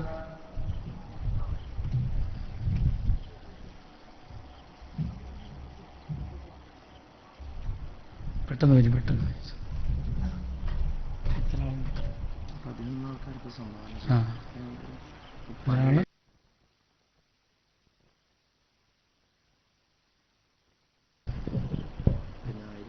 ഒരാള്, ഒരു സഹോദരൻ 2,000 രൂപ, 11 സഹോദരന്മാർ 1000 രൂപ വീതം നൽകുന്നുണ്ട്. അള്ളാഹു കബൂൽ ചെയ്യുമാറാവട്ടെ. ഇനി സഹോദരിമാരുടെ ഭാഗത്ത് നിന്ന് ഉമ്മമാർക്ക് കാശ് കയ്യിലില്ലെങ്കിൽ കയ്യിലോ വിരലിലോ കാതിലോ ഒക്കെ ഉള്ള ആഭരണങ്ങളും ഈ ആവശ്യത്തിലേക്ക് സംഭാവന ചെയ്യാവുന്നതാണ്. അള്ളാഹു നല്ല മനസ്സ് തരട്ടെ. ഐശ്വര്യമുള്ളവർ മാത്രം തന്നാൽ മതി. മൂല്യാരെ വാക്ക് കേട്ട് എല്ലാവരും കൂടി ചാടി വീഴേണ്ട. പിന്നെ കോട്ടയത്താണ് ഞാൻ ജോലി ചെയ്യുന്നത്. കോട്ടയത്തൊരു ഫാദർ ഉണ്ട്, ഞാൻ കുറ്റം പറയില്ല. അദ്ദേഹത്തിന്റെ അത്ഭുതകരമായ പ്രഭാഷണം കേട്ടിട്ട് ഒരു രാത്രി സ്ത്രീകളെല്ലാം കൂടി പൊന്നും പണ്ടെല്ലാം കൂടി കൊണ്ടേ കൊടുത്തു. പിറ്റേ ദിവസം രാവിലെ അദ്ദേഹത്തിനെതിരെ കേസ്, ഭർത്താക്കന്മാർ കൊടുത്ത കേസാണ്. ഇവരെ അച്ഛന്റെ വയല് കേട്ടിട്ട് എല്ലാ സ്വർണം കൂടി കൊണ്ടുപോയി കൊടുത്തിട്ടുണ്ട് കേസ്. അപ്പൊ കേസ് ഉണ്ടാക്കുന്നവരൊന്നും തരരുതേ. അല്ലാഹു തആല നല്ല നിഅമത്ത് ചെയ്ത് ഭർത്താവിനും പിതാവിനും വേണ്ടപ്പെട്ടവർക്ക് പൊരുത്തുണ്ടെങ്കിൽ മാത്രം നമ്മുടെ സദസ്സിലേക്ക് സംഭാവന ചെയ്യുക. അള്ളാഹു കബൂൽ ചെയ്യുമാറാവട്ടെ. ഒരു നിർബന്ധത്തിന്റെ പരിപാടിയില്ല. പരലോകം രക്ഷപ്പെടണമെന്ന് ആഗ്രഹിക്കുന്ന ആളുകൾ, മാരകമായ രോഗങ്ങളിൽ നിന്നൊക്കെ രക്ഷ കിട്ടണം എന്ന നല്ല നെയ്യത്തുള്ള ആളുകൾ നൽകാൻ കഴിവുണ്ടെങ്കിൽ മാത്രം നൽകുക. അള്ളാഹു നമ്മെ അനുഗ്രഹിക്കുമാറാവട്ടെ. നമ്മൾ പറഞ്ഞത് ഈമാനുള്ള ആളുകൾക്ക് ഖബറിൽ രക്ഷപ്പെടുന്ന, അതിന്റെ അടിയിൽ ബക്കറ്റ് പിരിവ് നടന്നോ എനിക്ക് അറിഞ്ഞൂടാ. ബക്കറ്റ് ഇവിടെ ശൂന്യം കിടക്കുക, നടത്തിക്കോളും. അപ്പോ ഖബറിൽ ഈമാനുള്ള ആളുകൾക്ക് ഉപകാരപ്പെടുന്ന 2 കാര്യങ്ങളാ പറഞ്ഞത്. ഒന്ന്, നമ്മൾ ചെയ്ത സ്വാലിഹായ അമലുകൾ. രണ്ടാമതായി നമുക്ക് വേണ്ടി ചെയ്യപ്പെടുന്ന അമലുകൾ. നമുക്ക് വേണ്ടി ചെയ്യപ്പെടുന്ന അമല്, ഇവിടെ ഒരുപാട് സഹോദരങ്ങൾ സംഭാവന ചെയ്യുകയുണ്ടായില്ല. ബിസ്മില്ലാഹ്. നമ്മൾ ചെയ്യുന്ന അമലുകൾ, അതുപോലെ നമുക്ക് വേണ്ടി ചെയ്യപ്പെടുന്ന അമല്, അത് സ്വതക്കയാവാം, ദുആയാവാം. പക്ഷെ ഈമാനുള്ളവർക്ക് മാത്രമേ അത് ഉപകാരപ്പെടുകയുള്ളൂ. അല്ലാഹു തആല പറഞ്ഞിട്ടുണ്ട്, വഅല്ലൈസലിൽ ഇൻസാനി ഇല്ലാ മാ സആ. കാഫിറായ ഒരു മനുഷ്യനെ സംബന്ധിച്ചിടത്തോളം മറ്റുള്ളവർ അവന് വേണ്ടി ചെയ്യുന്ന അമലവന് ഉപകാരപ്പെടുകയില്ല. ഈ ആയത്ത് വളരെയേറെ തെറ്റിദ്ധരിക്കപ്പെട്ട ഒരു ആയത്താണ്. ഒരുപാട് തെറ്റിദ്ധരിക്കപ്പെട്ട ഒരായത്താണിത്. വഅല്ലൈസലിൽ ഇൻസാനി ഇല്ലാ മാ സആ. ഒരു മനുഷ്യന് അവൻ ചെയ്തത് മാത്രമേ കിട്ടൂ, മറ്റുള്ളവർ അവന് വേണ്ടി ചെയ്യുന്നത് കിട്ടൂല. നമ്മൾ ഒരു കാര്യം മനസ്സിലാക്കുക, ഇത് കാഫിരീങ്ങളായ മനുഷ്യരെ കുറിച്ചുള്ള പ്രസ്താവനയാണ്, അത് മുഅ്മിനീങ്ങളെ കുറിച്ചല്ല. മുഅ്മിനായ ഒരു മനുഷ്യൻ മരിച്ചുപോയാൽ ആ മനുഷ്യന് വേണ്ടി നമ്മൾ ദുആ ചെയ്താൽ, ആ മനുഷ്യന്റെ പേരിൽ നമ്മൾ സദഖ ചെയ്താൽ തീർച്ചയായും അത് ഉപകാരപ്പെടുന്നതാണ്. ആ കാര്യത്തിനൊരു സംശയം നമുക്കില്ല. ഹബീബായ റസൂലുള്ളാഹി സ്വല്ലല്ലാഹു അലൈഹി വസല്ലമ തങ്ങള് മഹാനായ അബൂ സലമ റളിയല്ലാഹു തആല അൻഹു ലോകത്തോട് വിട പറയാൻ പോവുകയാണ്, മരണമാസന്നമായി കിടക്കുകയാണ് എന്ന വാർത്ത കേട്ടുകൊണ്ട് വീട്ടിലേക്ക് ഓടി വന്ന ഒരു രംഗമുണ്ട്. അബൂ ഉമ്മു സലമ ബീവി റളിയല്ലാഹു അൻഹ പറയുകയാണ്, അബൂ സലമ എന്റെ ഭർത്താവ് മരിക്കാൻ കിടക്കുന്ന നേരത്ത് അല്ലാഹുവിന്റെ റസൂൽ ഓടി വന്നു. നബി സല്ലല്ലാഹു അലൈഹി വസല്ലമ തങ്ങളാണ് കലിമ ചൊല്ലിക്കൊടുക്കുന്നത്. പരിശുദ്ധ നബിയാണ് കണ്ണടച്ചു കൊടുത്തത്, പരിശുദ്ധ നബിയാണ് താടിയിൽ വെച്ചു കെട്ടിക്കൊടുത്തത്. ലോക ചരിത്രത്തിൽ തന്നെ വലിയ ഭാഗ്യവാനായ ഒരു മനുഷ്യനാണ് അബൂ സലമ റളിയല്ലാഹു തആല അൻഹു. ആലോചിച്ച് നോക്കി, റസൂലുള്ളാഹി സ്വല്ലല്ലാഹു അലൈഹി വസല്ലമ അടുത്തു വന്നിരുന്നു കൊണ്ട് ലാ ഇലാഹ ഇല്ലല്ലാഹ് കലിമ ചൊല്ലി തരുന്നു. പ്രവാചകൻ നമ്മൾ മരിക്കുമ്പോൾ കണ്ണടച്ചു തരുന്നു, പ്രവാചകൻ നമ്മുടെ താടി കെട്ടിത്തരുന്നു. എന്തൊരു ഭാഗ്യമാണത്. അബൂ സലമ റളിയല്ലാഹു അൻഹു മരിച്ചു, വഫാത്തായി. അദ്ദേഹം വഫാത്തായി കിടക്കുന്ന വീട്ടില് സാധാരണ പോലെ ആളുകൾ വന്നുകൂടി. ചില ആളുകൾ സംസാരിക്കുന്നു, ചില ആളുകൾ ഖുർആൻ ഓതുന്നു, ചില ആളുകൾ ദുആ ചെയ്യുന്നു. എവിടെയാണ് പരിശുദ്ധ നബി നിൽക്കുന്നത്? സ്വല്ലല്ലാഹു അലൈഹി വസല്ലമ പറഞ്ഞു, ജനങ്ങളെ അനാവശ്യമായി സംസാരിക്കരുത്. ഇത് വർത്തമാനം പറയേണ്ട വേദിയല്ല, ഇത് സംസാരത്തിന്റെ സമയമല്ല, ഇത് പ്രാർത്ഥനയുടെ സമയമാണ്. അതുകൊണ്ട് നമുക്ക് ദുആ ചെയ്യാം. അല്ലാഹുമ്മ ഗ്ഫിർ ലി അബീ സലമ, അബൂ സലമക്ക് നീ പുറത്തു കൊടുക്കണമേ തമ്പുരാനെ. ഏതാണ് ഈ അബൂ സലമ? മരിച്ചു കിടക്കുന്ന മയ്യിത്താണ് അബൂ സലമ. അബൂ സലമക്ക് നീ പുറത്തു കൊടുക്കണമേ, അബൂ സലമക്ക് നീ പുറത്തു കൊടുക്കണമേ. വറഫഅ ദറജതഹു ഫിൽ മഹ്ദീൻ, സന്മാർഗ സിദ്ധരുടെ കൂട്ടത്തിലായി അബൂ സലമയുടെ പദവി നീ ഉയർത്തിക്കൊടുക്കണമേ തമ്പുരാനെ. വഗ്ഫിർ ലനാ വലഹു, അദ്ദേഹത്തിന് മാത്രമല്ല ഞങ്ങൾക്കും നീ പുറത്തു തരണമേ തമ്പുരാനെ. വഫ്സഹ് ലഹു ഫീ ഖബരിഹി, ഖബർ വിശാലമാക്കി കൊടുക്കണമേ. വനവ്വിർ ലഹു ഫീഹി, ഖബർ വെളിച്ചമാക്കി കൊടുക്കണമേ. മരിച്ചു കിടക്കുന്ന മയ്യത്തിന്റെ സമീപത്ത് വെച്ച്, മരണ വീട്ടിൽ വെച്ച് ഹബീബായ റസൂലുള്ളാഹി സ്വല്ലല്ലാഹു അലൈഹി വസല്ലം. പിന്നെന്തിനാണ് മരണ വീട്ടിൽ വെച്ച് ദുആയോ എന്ന് മുഅ്മിനായ ഒരു മനുഷ്യന് സംശയിക്കുന്നത്? എന്റെ പ്രിയപ്പെട്ട ചെറുപ്പക്കാരിത് മനസ്സിലാക്കണം. ഞാനിത് പറയുന്നത് എന്റെ മുമ്പിലിരിക്കുന്ന കാരണവന്മാർക്കോ ഉമ്മമാർക്കോ വേണ്ടിയല്ല, എന്നെ കേൾക്കുന്ന ചെറുപ്പക്കാർക്ക് വേണ്ടിയാണ്. മദ്രസയിൽ പോകാൻ സമയമില്ല, അടിസ്ഥാനപരമായി ഗുരുമുഖങ്ങളിൽ നിന്ന് ദീന് കേൾക്കാൻ സമയമില്ല. സോഷ്യൽ മാധ്യമങ്ങളിലൂടെ ഫേസ്ബുക്കിലൂടെയും മറ്റുമൊക്കെ കടന്നു വരുന്ന മെസ്സേജുകളാണ് ദീന് എന്ന് വിശ്വസിച്ചുകൊണ്ട് അതിൽ നിന്ന് കിട്ടുന്ന ദീനനുസരിച്ചുകൊണ്ട് ജീവിക്കുന്ന ചെറുപ്പക്കാരുണ്ടെങ്കിൽ അവരോട് ഞാൻ പറയുന്നു, നിങ്ങൾ ദീന് പഠിക്കേണ്ടത് സോഷ്യൽ മാധ്യമങ്ങളിൽ നിന്നല്ല. അതിലെന്തൊക്കെ വരുന്നതിന്റെ 90% ഫേക്കായിട്ടുള്ളത്, വഴിപിഴപ്പിക്കുന്നത്. അതിന്റെ ഇടയിൽ എവിടെ സത്യം എന്ന് തിരിച്ചറിയാൻ അടിസ്ഥാനപരമായ വിവരം നമുക്കില്ലെങ്കിൽ നമുക്കതിന് സാധ്യമല്ല. ഹക്കും ബാത്തിലും തിരിച്ചറിയലാണ് ഏറ്റവും വലിയ ബാധ്യത. അള്ളാഹു നമുക്ക് തൗഫീഖ് നൽകട്ടെ. അബൂ സലമ റളിയല്ലാഹു തആല അൻഹു വഫാത്തായി കിടക്കുമ്പോൾ ആ വീട്ടിൽ നിന്നുകൊണ്ട് ഹബീബായ റസൂലുള്ളാഹി സ്വല്ലല്ലാഹു അലൈഹി വസല്ലം അദ്ദേഹത്തിന് വേണ്ടി ദുആ ചെയ്തു. ഇത് സ്വഹീഹ് മുസ്ലിമിന്റെ ഹദീസാണ്. മരണപ്പെട്ടു പോയ മുഅ്മിനായ മനുഷ്യന് മുഅ്മിനീങ്ങൾ ചെയ്യുന്ന അമൽ ഉപകാരപ്പെടുമെന്നതിന്റെ തെളിവല്ലയോ അത്? മരണപ്പെട്ടവർക്ക് വേണ്ടി നമ്മൾ ചെയ്യുന്ന ദുആ ഉപകാരപ്പെടൂലെങ്കിൽ ഇസ്ലാമിൽ നിന്ന് ഡിലീറ്റ് സംഭവമുണ്ട്. അസ്സലാത്തു അലൽ മയ്യിത്ത്, മയ്യിത്ത് നിസ്കാരം.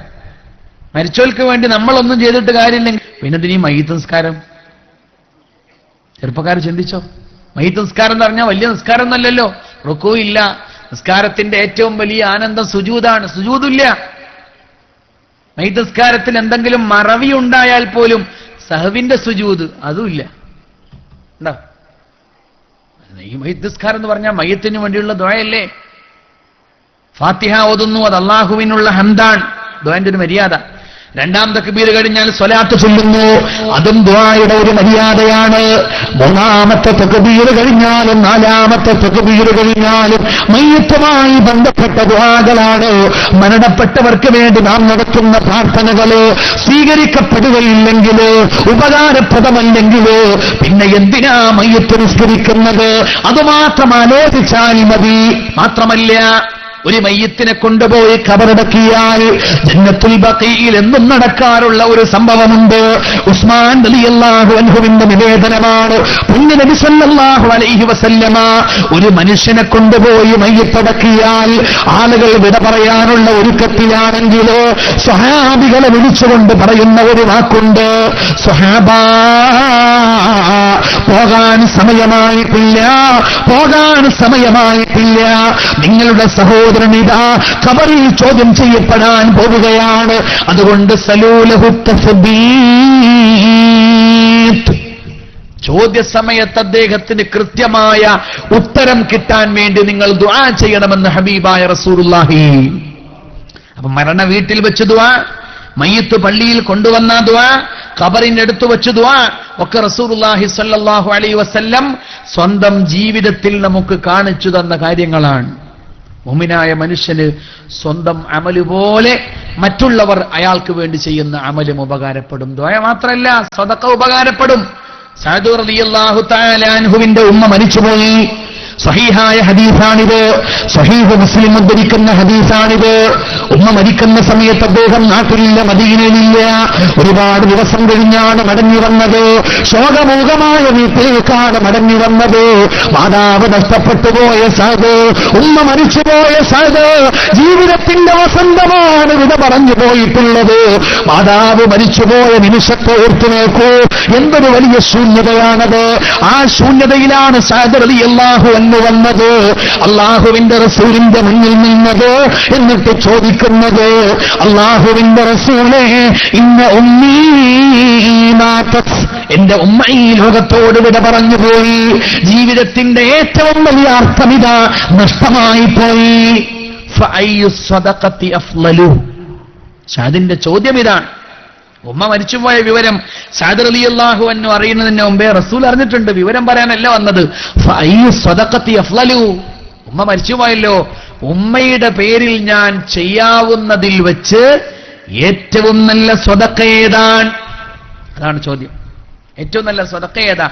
റസൂലുള്ളാഹി സ്വല്ലല്ലാഹു അലൈഹി വസല്ലം പറഞ്ഞു, അൽ മാഉ, വെള്ളമില്ലാത്ത ആളുകൾക്ക് വെള്ളം എത്തിച്ചു കൊടുക്കാൻ സഹായകമാകുന്ന രൂപത്തിൽ ഒരു കിണർ നിന്റെ മാതാവിന്റെ പേരിൽ കുഴിച്ചു കൊടുക്കുക. ഫഹഫറ സഅദു ലി ഉമ്മിഹി ബിറ, ഉമ്മയുടെ പേരിൽ മദീനത്തൊരു കിണർ സഅദ് റളിയല്ലാഹു അൻഹു കുഴിച്ചു കൊടുത്തു എന്ന് സ്വഹീഹ് മുസ്ലിമിൽ കാണാം. ഇതിന്റെ അർത്ഥം എന്താ? ഒരു സ്വഹാബിയുടെ ഉമ്മ മരിക്കുന്നു, നേരെ റസൂലുള്ളാഹിന്റെ മുമ്പിൽ വരുന്നു സല്ലല്ലാഹു അലൈഹി വസല്ലം. എന്നിട്ട് ചോദിക്കുന്നു, എന്റെ ഉമ്മ മരിച്ചുപോയി, എന്ത് സ്വദഖയാണ് ഞാൻ കൊടുക്കേണ്ടത്? നബി സല്ലല്ലാഹു അലൈഹി വസല്ലമ ഒട്ടും അത്ഭുതപ്പെടാതെ മറുപടി പറയുന്നു, വെള്ളമില്ലാത്തവർക്ക് വെള്ളം കൊടുക്കാനുള്ള ഏർപ്പാട് ചെയ്യുക. ആ സംഭവം നമുക്ക് പറഞ്ഞു തരുന്നത് ഒരുപാട് സംഭവങ്ങളാണ്. അല്ലാഹുവിന്റെ പ്രവാചകന്റെ കാലത്ത് വിശുദ്ധമായ മദീന മുനവ്വറയില് ഒരു മുഅ്മിനായ മനുഷ്യൻ മരിച്ചുപോയാൽ അദ്ദേഹത്തിന്റെ മക്കളും ബന്ധുമിത്രാദികളും ആ മരണപ്പെട്ടുപോയ ആൾക്ക് വേണ്ടി സ്വദഖ ചെയ്യുന്നത് പതിവുള്ള കാര്യമാണ്. അതുകൊണ്ടല്ലേ സഅദ് ഓടി വന്നത്, യാതൊരു പ്രശ്നവുമില്ലാതെ ചോദിച്ചത്, യാതൊരു ഭാവഭേദവുമില്ലാതെ അല്ലാഹുവിന്റെ റസൂൽ മറുപടി പറഞ്ഞത് സ്വല്ലല്ലാഹു അലൈഹി വസല്ലമ. മാതാപിതാക്കൾക്ക് വേണ്ടി സ്വദഖ ചെയ്യുന്ന ഏർപ്പാട് അവിടെ ഇല്ലെങ്കിൽ സഅദ് വന്നിട്ട് ഇത് ചോദിക്കുമ്പോ സ്വദഖയോ, മരിച്ചുപോയ ഉമ്മാന്റെ പേരിൽ സദഖേ എന്നല്ലേ റസൂലുള്ളാഹി സ്വല്ലല്ലാഹു അലൈഹി വസല്ലം തങ്ങൾ തിരിച്ചു ചോദിക്കേണ്ടത്? അതല്ല, എന്താണ് കൊടുക്കേണ്ടത് എന്ന് അങ്ങോട്ട് പറഞ്ഞു കൊടുക്കുകയാണ്. എന്ന് പറഞ്ഞാൽ ഏതൊരു സ്വഹാബിയും അവനവന്റെ മാതാപിതാക്കൾ മരിച്ചാൽ ചെയ്യുന്നൊരു കാര്യമാണിത് എന്നതിലേക്കുള്ള സൂചന. ഒരൊറ്റ സംഭവത്തിലൂടെ ആയിരക്കണക്കിന് സംഭവങ്ങളെ, ആ കാലഘട്ടത്തിന്റെ നേർചിത്രത്തെയാണ് ഇമാം മുസ്ലിം റളിയല്ലാഹു തആല അൻഹു നമുക്ക് പരിചയപ്പെടുത്തി തരുന്നത്. ആലോചിച്ച് നോക്കണം. അബ്ദുല്ലാഹിബ്നു ഉമർ റളിയല്ലാഹു അൻഹു മരുഭൂമിയിലൂടെ സഞ്ചരിക്കുമ്പോ ഒട്ടകപ്പുറത്താണ് പോണത്. വലിയ വിധാനങ്ങളൊക്കെ ഉണ്ട്. അപ്പോഴാണ് ഒരു ആദിവാസി പയ്യൻ അതുവഴി ഇങ്ങനെ നടന്നു പോകുന്നത് കണ്ടത്. അവനെ കണ്ടപ്പോ വിളിച്ചു, വിളിച്ചിട്ട് ആദ്യം തന്റെ തലയിലുണ്ടായിരുന്ന വിലപിടിപ്പുള്ള തലപ്പാവെടുത്ത് ആദിവാസിയുടെ തലയിൽ വെച്ച് കൊടുത്തു. പിന്നെ ഒരുപാട് മൂല്യവത്തായ താൻ സഞ്ചരിക്കുന്ന ഒട്ടകം അതും കൊടുത്തു. ആളുകൾ ചോദിച്ചു, നിങ്ങൾക്ക് എന്ത് പറ്റിപ്പോയി? ആദിവാസിയായ ഒരു പയ്യന് തലപ്പാവ്, അവന് സഞ്ചരിക്കാൻ ഒട്ടകം, നിങ്ങളെ കയ്യിലുള്ള കാശ് മുഴുവനും ആദിവാസി കുട്ടിക്ക് കൊടുക്കുകയാണോ? ആദിവാസികൾ, ഇന്നത്തെ ആദിവാസിയല്ലേ, പഴയകാലത്തെ ആദിവാസികളെ കുറിച്ച് പറയാണ്, 5ഓ 10ഓ കൊടുത്താൽ തൃപ്തിപ്പെടുന്ന ആളുകളല്ലേ, എന്തിനാണ് അവർക്ക് ഇത്ര വലിയ ഒട്ടകവും തലപ്പാവൊക്കെ കൊടുക്കുന്നത്? അബ്ദുല്ലാഹിബ്നു ഉമർ പറഞ്ഞു, അവനോടുള്ള സ്നേഹം കൊണ്ടൊന്നുമില്ല.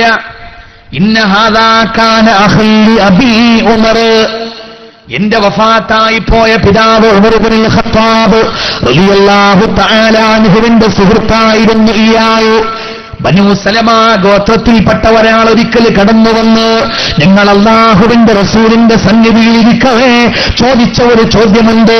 എന്റെ മാതാപിതാക്കൾ മരണപ്പെട്ടു പോയി, ഞാൻ അവർക്ക് വേണ്ടി ചെയ്യേണ്ട കാര്യം എന്താണ് നബിയേ?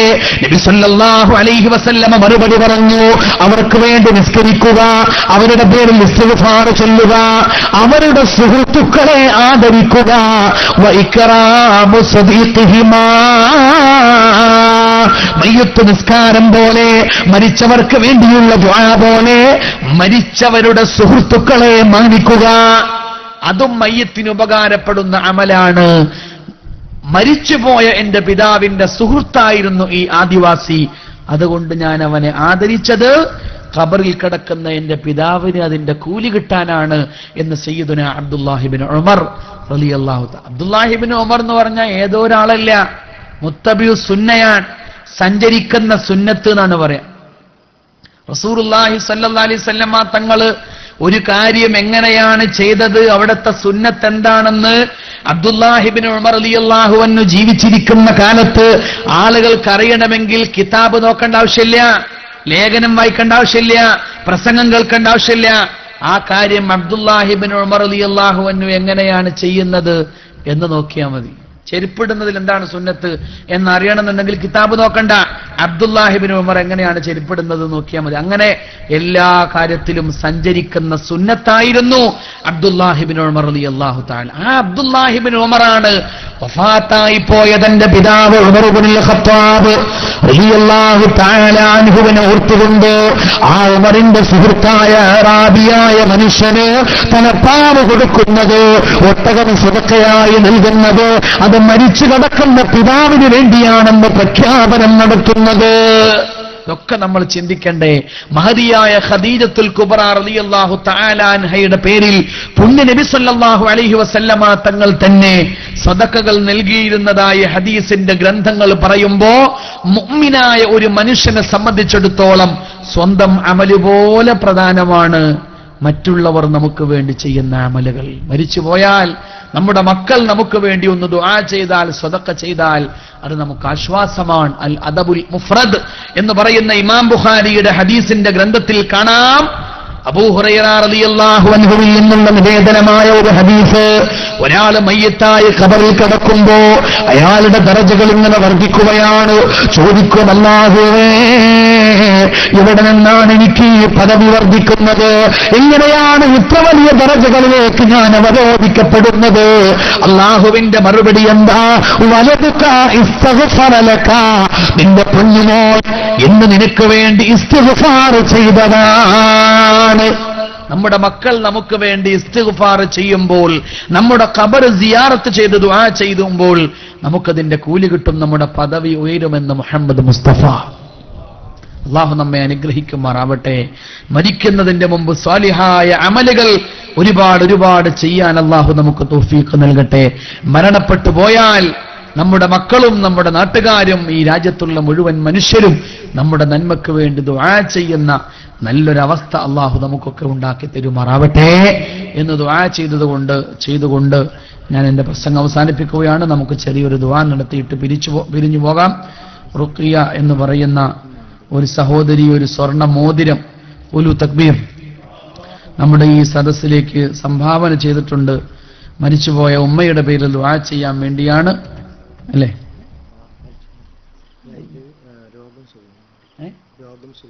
രോഗം മറ്റേ മേലോട്ടല്ലേ?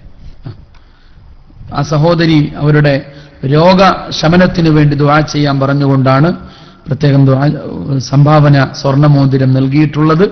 അല്ലാഹുവേ നീ കബൂലാക്കണമേ തമ്പുരാനെ. പഠിച്ചവനെ, ഈ മഹത്തായ ഇൽമിന്റെ മജ്ലിസിൽ ഒരുമിച്ചുകൂടിയ മലായിക്കത്തിന്റെ ബർക്കത്ത് കൊണ്ട്, ഇവിടെ സംഗമിച്ച മുഅ്മിനീങ്ങളുടെ ആമീനിന്റെ ഗുണം കൊണ്ട് ആ സഹോദരിയുടെ സ്വതക്ക നീ കബൂലാക്കണമേ തമ്പുരാനെ.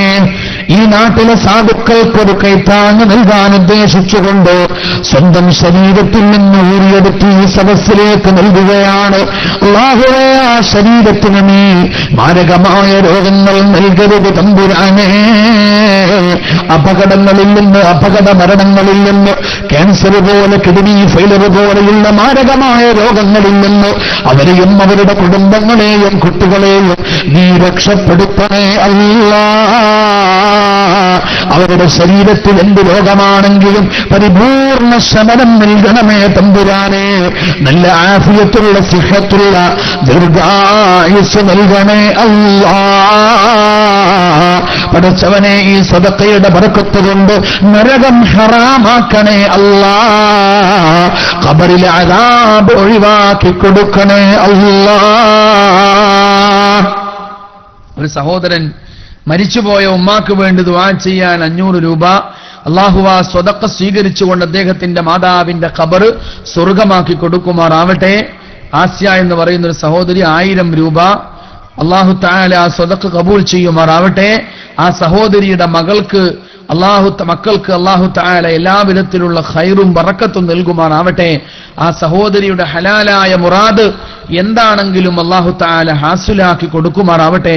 ഒരു സഹോദരന്റെ മരുമകൾ 1000 രൂപ അല്ലാഹു കബൂൽ ചെയ്യുമാറാവട്ടെ. വേറെ ഒരു സഹോദരി 1000 രൂപ. മരിച്ചുപോയ മാതാപിതാക്കൾക്ക് വേണ്ടി ദുആ ചെയ്യുന്ന ഒരു സഹോദരി 1000 രൂപ. മരിച്ചുപോയ മാതാപിതാക്കൾക്ക് ദുആ ചെയ്യാൻ വേറെ ഒരു സഹോദരി 1000 രൂപ. ഒരു സഹോദരി 1000 രൂപ, 1500 രൂപ രോഗശമനത്തിന് വേണ്ടി. ഇങ്ങനെ മരിച്ചവർക്ക് വേണ്ടിയും അതുപോലെ രോഗശമനത്തിന് വേണ്ടിയും ദുആ ചെയ്യാൻ ആവശ്യപ്പെട്ട് ഒരുപാട് സഹോദരിമാര് 500ഉം 1000ഉം 1500ഉം ഒക്കെയായി നമ്മുടെ സദസ്സിലേക്ക് സംഭാവന ചെയ്തിട്ടുണ്ട്. നാളെ ആക്കട്ടെ, ഇത് നാളെ ആക്കാം, സമയമില്ലല്ലോ.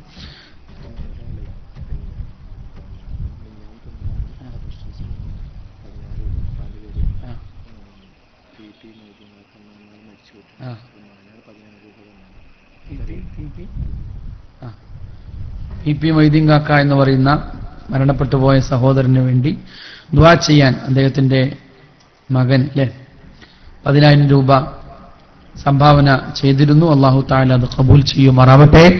അദ്ദേഹത്തിന്റെ ഖബർ അല്ലാഹു സ്വർഗമാക്കി കൊടുക്കുമാറാവട്ടെ. നമ്മുടെ സഹോദരിമാരൊക്കെ ഒരുപാട് നല്ല സംഭാവന ചെയ്തു. അല്ലാഹു പടച്ചവനെ തമ്പുരാനെ, എന്റെ പ്രിയപ്പെട്ട ഉമ്മമാർ, സഹോദരിമാർ, അവരുടെ ആ നല്ല സ്വതക്കകളൊക്കെ നീ കബൂലാക്കണമേ തമ്പുരാനെ. അവരുടെ കൽബിലുള്ള നല്ല ഉദ്ദേശങ്ങളൊക്കെ നീ സഫലീകരിച്ചു കൊടുക്കണമേ തമ്പുരാനെ. അല്ലാഹുവേ, അവരിൽ ആരൊക്കെ രോഗികളുണ്ടോ അവർക്കൊക്കെ ശമനം കൊടുക്കണമേ തമ്പുരാനെ. മരണപ്പെട്ടുപോയ മാതാപിതാക്കളുടെ ഖബർ നീ സ്വർഗമാക്കി കൊടുക്കണമേ തമ്പുരാനെ. അവർക്കും അവരുടെ മക്കൾക്കും എല്ലാവിധത്തിലുള്ള ഖൈറും ബർക്കത്തും നൽകണേ അല്ലാഹ്. ചെറിയൊരു ദുആ നടത്തിയിട്ട് നമുക്ക് പിരിയാം അല്ലേ? ഇനിയൊന്നുമില്ലല്ലോ. അൽഹംദുലില്ലാഹി റബ്ബിൽ ആലമീൻ حمدا يوافي نعمه ويكافئ مزيدا اللهم صل على سيدنا محمد وعلى آل سيدنا محمد. റഹ്മാനായ റബ്ബേ, ഖബറിനെ കുറിച്ച് ഓർത്തുകൊണ്ട് 2 മണിക്കൂർ നേരം നമ്മൾ ഇവിടെ സംസാരിച്ചതും ഞങ്ങൾ കേട്ടതും ഈ മഹത്തായ സദസ്സിലേക്ക് സാധുക്കൾക്ക് വേണ്ടി സംഭാവന നടത്തിയതുമെല്ലാം സ്വാലിഹായ അമലായി ഞങ്ങളിൽ നിന്ന് കബൂലാക്കണമേ തമ്പുരാനെ. അല്ലാഹുവേ, നാളെ ഒറ്റക്ക് ഞങ്ങൾ ഖബറിൽ കിടക്കുമ്പോൾ ആ ഖബറിലേക്ക് ഞങ്ങളെ സന്തോഷിപ്പിക്കാൻ കടന്നു വരുന്ന കൂട്ടുകാരാക്കി ഈ മജ്ലിസും ഞങ്ങൾ പങ്കെടുക്കുന്ന ഓരോ മജ്ലിസും നീ തീർത്തു തരണമേ തമ്പുരാനെ. അല്ലാഹുവേ, നരകത്തിന്റെയും ഖബറിന്റെയും അലാബിൽ നിന്ന് നിങ്ങൾക്ക് നീ കാവലേകണമേ തമ്പുരാനെ. അല്ലാഹുവേ, ഈ മജ്ലിസിൽ ഒരുമിച്ച് കൂടിയതുപോലെ നാളെ നിന്റെ ജന്നാത്തുൻ നഈമിലും നിങ്ങളെ ഒരുമിച്ച് കൂട്ടണേ അല്ലാഹ്. പടച്ചവനെ, ഞങ്ങളുടെ പരലോകം വിജയത്തിലാക്കി തരണമേ അല്ലാഹ്. ഹബീബായ റസൂലുള്ളാഹി സ്വല്ലല്ലാഹു അലൈഹി വസല്ലമയുടെ ശഫാഅത്തും അവിടുത്തെ ഹൗദുൽ കൗസറും ഞങ്ങൾക്ക് നൽകണമേ തമ്പുരാനെ. അർശിന്റെ തണലേകണേ അല്ലാഹ്. ദുനിയാവിലെ ചെറിയ ചൂട് പോലും താങ്ങാൻ കഴിയാതെ വിഷമിക്കുന്ന ഞങ്ങൾ നാളെ പരലോകത്ത് നിന്റെ സൂര്യന്റെ ചൂട് താങ്ങാൻ, നരകത്തിന്റെ ചൂട് താങ്ങാൻ ഞങ്ങളെ കൊണ്ട് സാധ്യമല്ല. അല്ലാഹുവേ, നീ ഞങ്ങളിൽ നിന്ന് തട്ടിമാറ്റണമേ തമ്പുരാനേ. ഞങ്ങളുടെ മീസാനിൽ നന്മകൾക്ക് ഭാരം വർദ്ധിപ്പിക്കണമേ അല്ലാ. വലം കൈയിലൂടെ കിതാബ് നൽകണമേ അല്ലാ. സിറാത്ത് നിന്നിൽ പടർ പോലെ മുറിച്ചു കൊടുത്തണമേ അല്ലാ. പടച്ചവനേ, നരകം തൊടാതെ സ്വർഗത്തിലെത്തിച്ച് ഞങ്ങളെയും ഞങ്ങളുടെ മാതാപിതാക്കൾ, ഭാര്യ, സന്താനങ്ങൾ, സഹോദരങ്ങൾ, ദുആ കൊണ്ട് വസിയത്ത് ചെയ്തവർ എല്ലാവരെയും അനുഗ്രഹിക്കണമേ അല്ലാ. ജീവിതത്തിന്റെ ഇന്നലകളിൽ ദുർബലമായ നിമിഷങ്ങളിൽ ചെറുതും വലുതുമായ ഒരുപാട് ദോഷങ്ങൾ ഞങ്ങളിൽ നിന്ന് വന്നുപോയിട്ടുണ്ട് തമ്പുരാനെ. എല്ലാം ഞങ്ങൾക്ക് വിട്ടുപുറത്തു മാപ്പാക്കി തരണമേ അല്ലാ. ഞങ്ങളുടെ ദോഷങ്ങൾ പൊറുക്കാൻ ഞങ്ങൾക്ക് നീയല്ലാതെ ഒരു റബ്ബില്ല തമ്പുരാനെ. നീ നിങ്ങളോട് കരുണ കാണിക്കണേ അല്ലാ. ഞങ്ങൾക്ക് മഗ്ഫിറത്തും അഫ്വും നൽകണേ അല്ലാ. ഞങ്ങളുടെ പ്രിയപ്പെട്ട മാതാപിതാക്കൾ, ഉസ്താദുമാർ, മശായിഖുമാർ, ഞങ്ങളുടെ ഇണകൾ, സന്താനങ്ങൾ, സഹോദരങ്ങൾ, ദുആ കൊണ്ട് വസിയത്ത് ചെയ്തവർ എല്ലാവർക്കും നീ പൊറുത്തു കൊടുക്കണമേ അല്ലാ. മരണപ്പെട്ടുപോയ മാതാപിതാക്കളുടെ പേരിൽ ദുആ ചെയ്യാൻ പറഞ്ഞ് ഒരുപാട് സഹോദരങ്ങളുടെ ആയിരങ്ങൾ പതിനായിരങ്ങളുമൊക്കെ സംഭാവന ചെയ്തിട്ടുണ്ട്. അവരുടെയൊക്കെ ഖബറിടങ്ങളെ നീ സ്വർഗമാക്കി കൊടുക്കണമേ അല്ലാ. മഗ്ഫിറത്തും മർഹമത്തും നൽകണമേ അല്ലാ. സ്വദേശത്തും വിദേശ രാജ്യങ്ങളിലുമൊക്കെയുള്ള ഞങ്ങളുടെ എല്ലാ സുഹൃത്തുക്കളുടെ ജോലികളിലും ബറക്കത്ത് നൽകണമേ നാഥ. അല്ലാഹുവേ, ഹലാലായ തയ്യിബായ റിസ്ഖ് ഞങ്ങൾക്ക് വിശാലമാക്കി തരണമേ അല്ലാ. നിന്റെ നിഅമത്തിന്റെ, റഹ്മത്തിന്റെ, ബറക്കത്തിന്റെ വാതായനങ്ങൾ ഞങ്ങളുടെ ജീവിതത്തിലേക്ക് തുറന്നു തരണമേ തമ്പുരാനെ. അല്ലാഹുവേ, ഇവിടെ സ്വർണ്ണമോതിരം തന്നവരുണ്ട്, ആയിരങ്ങളും പതിനായിരങ്ങളും അങ്ങനെ ചെറുതും വലുതുമായ സ്വതക്ക നൽകിയവരുണ്ട്. എല്ലാവരുടെ മനസ്സിന്റെ നല്ല മുറാദുകളും അറിയുന്നവനായ തമ്പുരാനെ, എല്ലാവരുടെയും കൽബിന്റെ ആഴങ്ങളിൽ കിടക്കുന്ന എല്ലാ സദുദ്ദേശങ്ങളും അറിയുന്ന തമ്പുരാനെ, എല്ലാവർക്കും നീ അർഹമായ പ്രതിഫലം കൊടുക്കണേ അല്ലാ. അവരുടെ മുറാദുകൾ ഹാസിലാക്കി കൊടുക്കണമേ അല്ലാ. ദുനിയവിയും ഉഖ്റവിയുമായ ആവശ്യങ്ങൾ നിറവേറ്റി കൊടുക്കണമേ തമ്പുരാനെ. വീടില്ലാത്തവർക്ക് നല്ല വീട് കൊടുക്കണേ അല്ലാ. വാഹനമില്ലാത്തവർക്ക് നല്ല വാഹനം കൊടുക്കണേ അല്ലാ. വിവാഹം നടക്കാത്തവർക്ക് അനുയോജ്യരായ വധൂവരന്മാരെ നൽകണമേ അല്ലാ. ഗർഭിണികൾക്ക് സുഖപ്രസവം നൽകണമേ അല്ലാ. മക്കളില്ലാത്തവർക്ക് നല്ല മക്കളെ കൊടുക്കണേ അല്ലാ.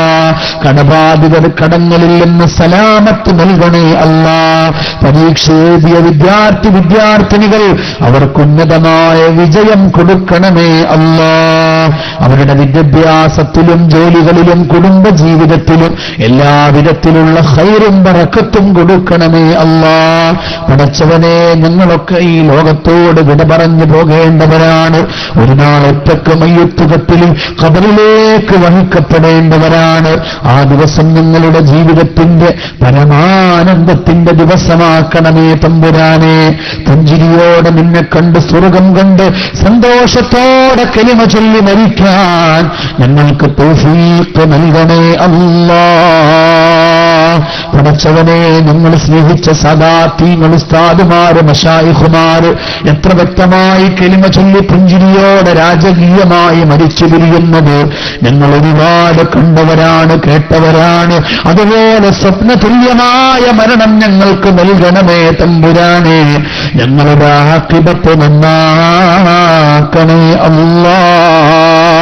ഞങ്ങളുടെ മശായിഖിന്റെ ബറക്കത്ത് കൊണ്ട് ആഖിബത്ത് നന്നാക്കി തരണമേ അല്ലാ. ഞങ്ങൾ മരിച്ചാലും ഈ ലോകം ഞങ്ങളെക്കുറിച്ച് നല്ലത് പറയണേ അല്ലാ. ഞങ്ങൾക്ക് വേണ്ടി ദുആ ചെയ്യുന്ന മക്കളുണ്ടാക്കണേ അല്ലാ. ഞങ്ങൾക്ക് വേണ്ടി ദുആ ചെയ്യുന്ന മുഅ്മിനീങ്ങൾ ഉണ്ടാവണേ അല്ലാ. പടച്ചവനെ, ഞങ്ങളെയും ഞങ്ങളുടെ മക്കളെയും സാലിഹീങ്ങളിൽ, മുത്തഖീങ്ങളിൽ, സൽസ്വഭാവികളിൽ, ഉഖ്റവിയായ ആലിമീങ്ങളിൽ, മുതഅല്ലിമീങ്ങളിൽ, നിന്റെ ഖുർആനിന്റെ ഹഫീളീങ്ങളിൽ, നിന്റെ ദീനിന്റെ ഇഖ്ലാസുള്ള ഖാദിമീങ്ങളിൽ ഉൾപ്പെടുത്തണേ തമ്പുരാനെ. അല്ലാഹുവേ, ഈ പരിപാടി ഇവിടെ സംഘടിപ്പിച്ച ഈ നാട്ടിലുള്ള കാരണവന്മാർ, ഉസ്താദുമാർ, പ്രിയപ്പെട്ട വിദ്യാർത്ഥി സുഹൃത്തുക്കൾ എല്ലാവരെയും അനുഗ്രഹിക്കണമേ തമ്പുരാനെ. ഇവിടെ വന്നിട്ടുള്ള ഓരോ സ്ത്രീയെയും പുരുഷനെയും അനുഗ്രഹിക്കണമേ നാഥ. ആണും പെണ്ണുമായി ചെറുതും വലുതുമായി ഇവിടെ ഒരുമിച്ച് കൂടിയ എല്ലാ മുഅ്മിനീങ്ങളെയും അനുഗ്രഹിക്കണമേ അല്ലാഹ്. പടച്ചവനെ, ഞങ്ങളുടെ നാടുകളിൽ നിന്ന് മഴയില്ലാതെ വിഷമിക്കുകയാണ്. പടച്ചവനെ, നിന്റെ അനുഗ്രഹത്തിന്റെ തേന്മഴ ഞങ്ങൾക്ക് നീ വർഷിപ്പിച്ചു തരണമേ തമ്പുരാനെ. അല്ലാഹുവേ, മഴ വർഷിപ്പിക്കാൻ കഴിവുള്ളത് ഈ ലോകത്ത് നിനക്ക് മാത്രമാണ് തമ്പുരാനെ.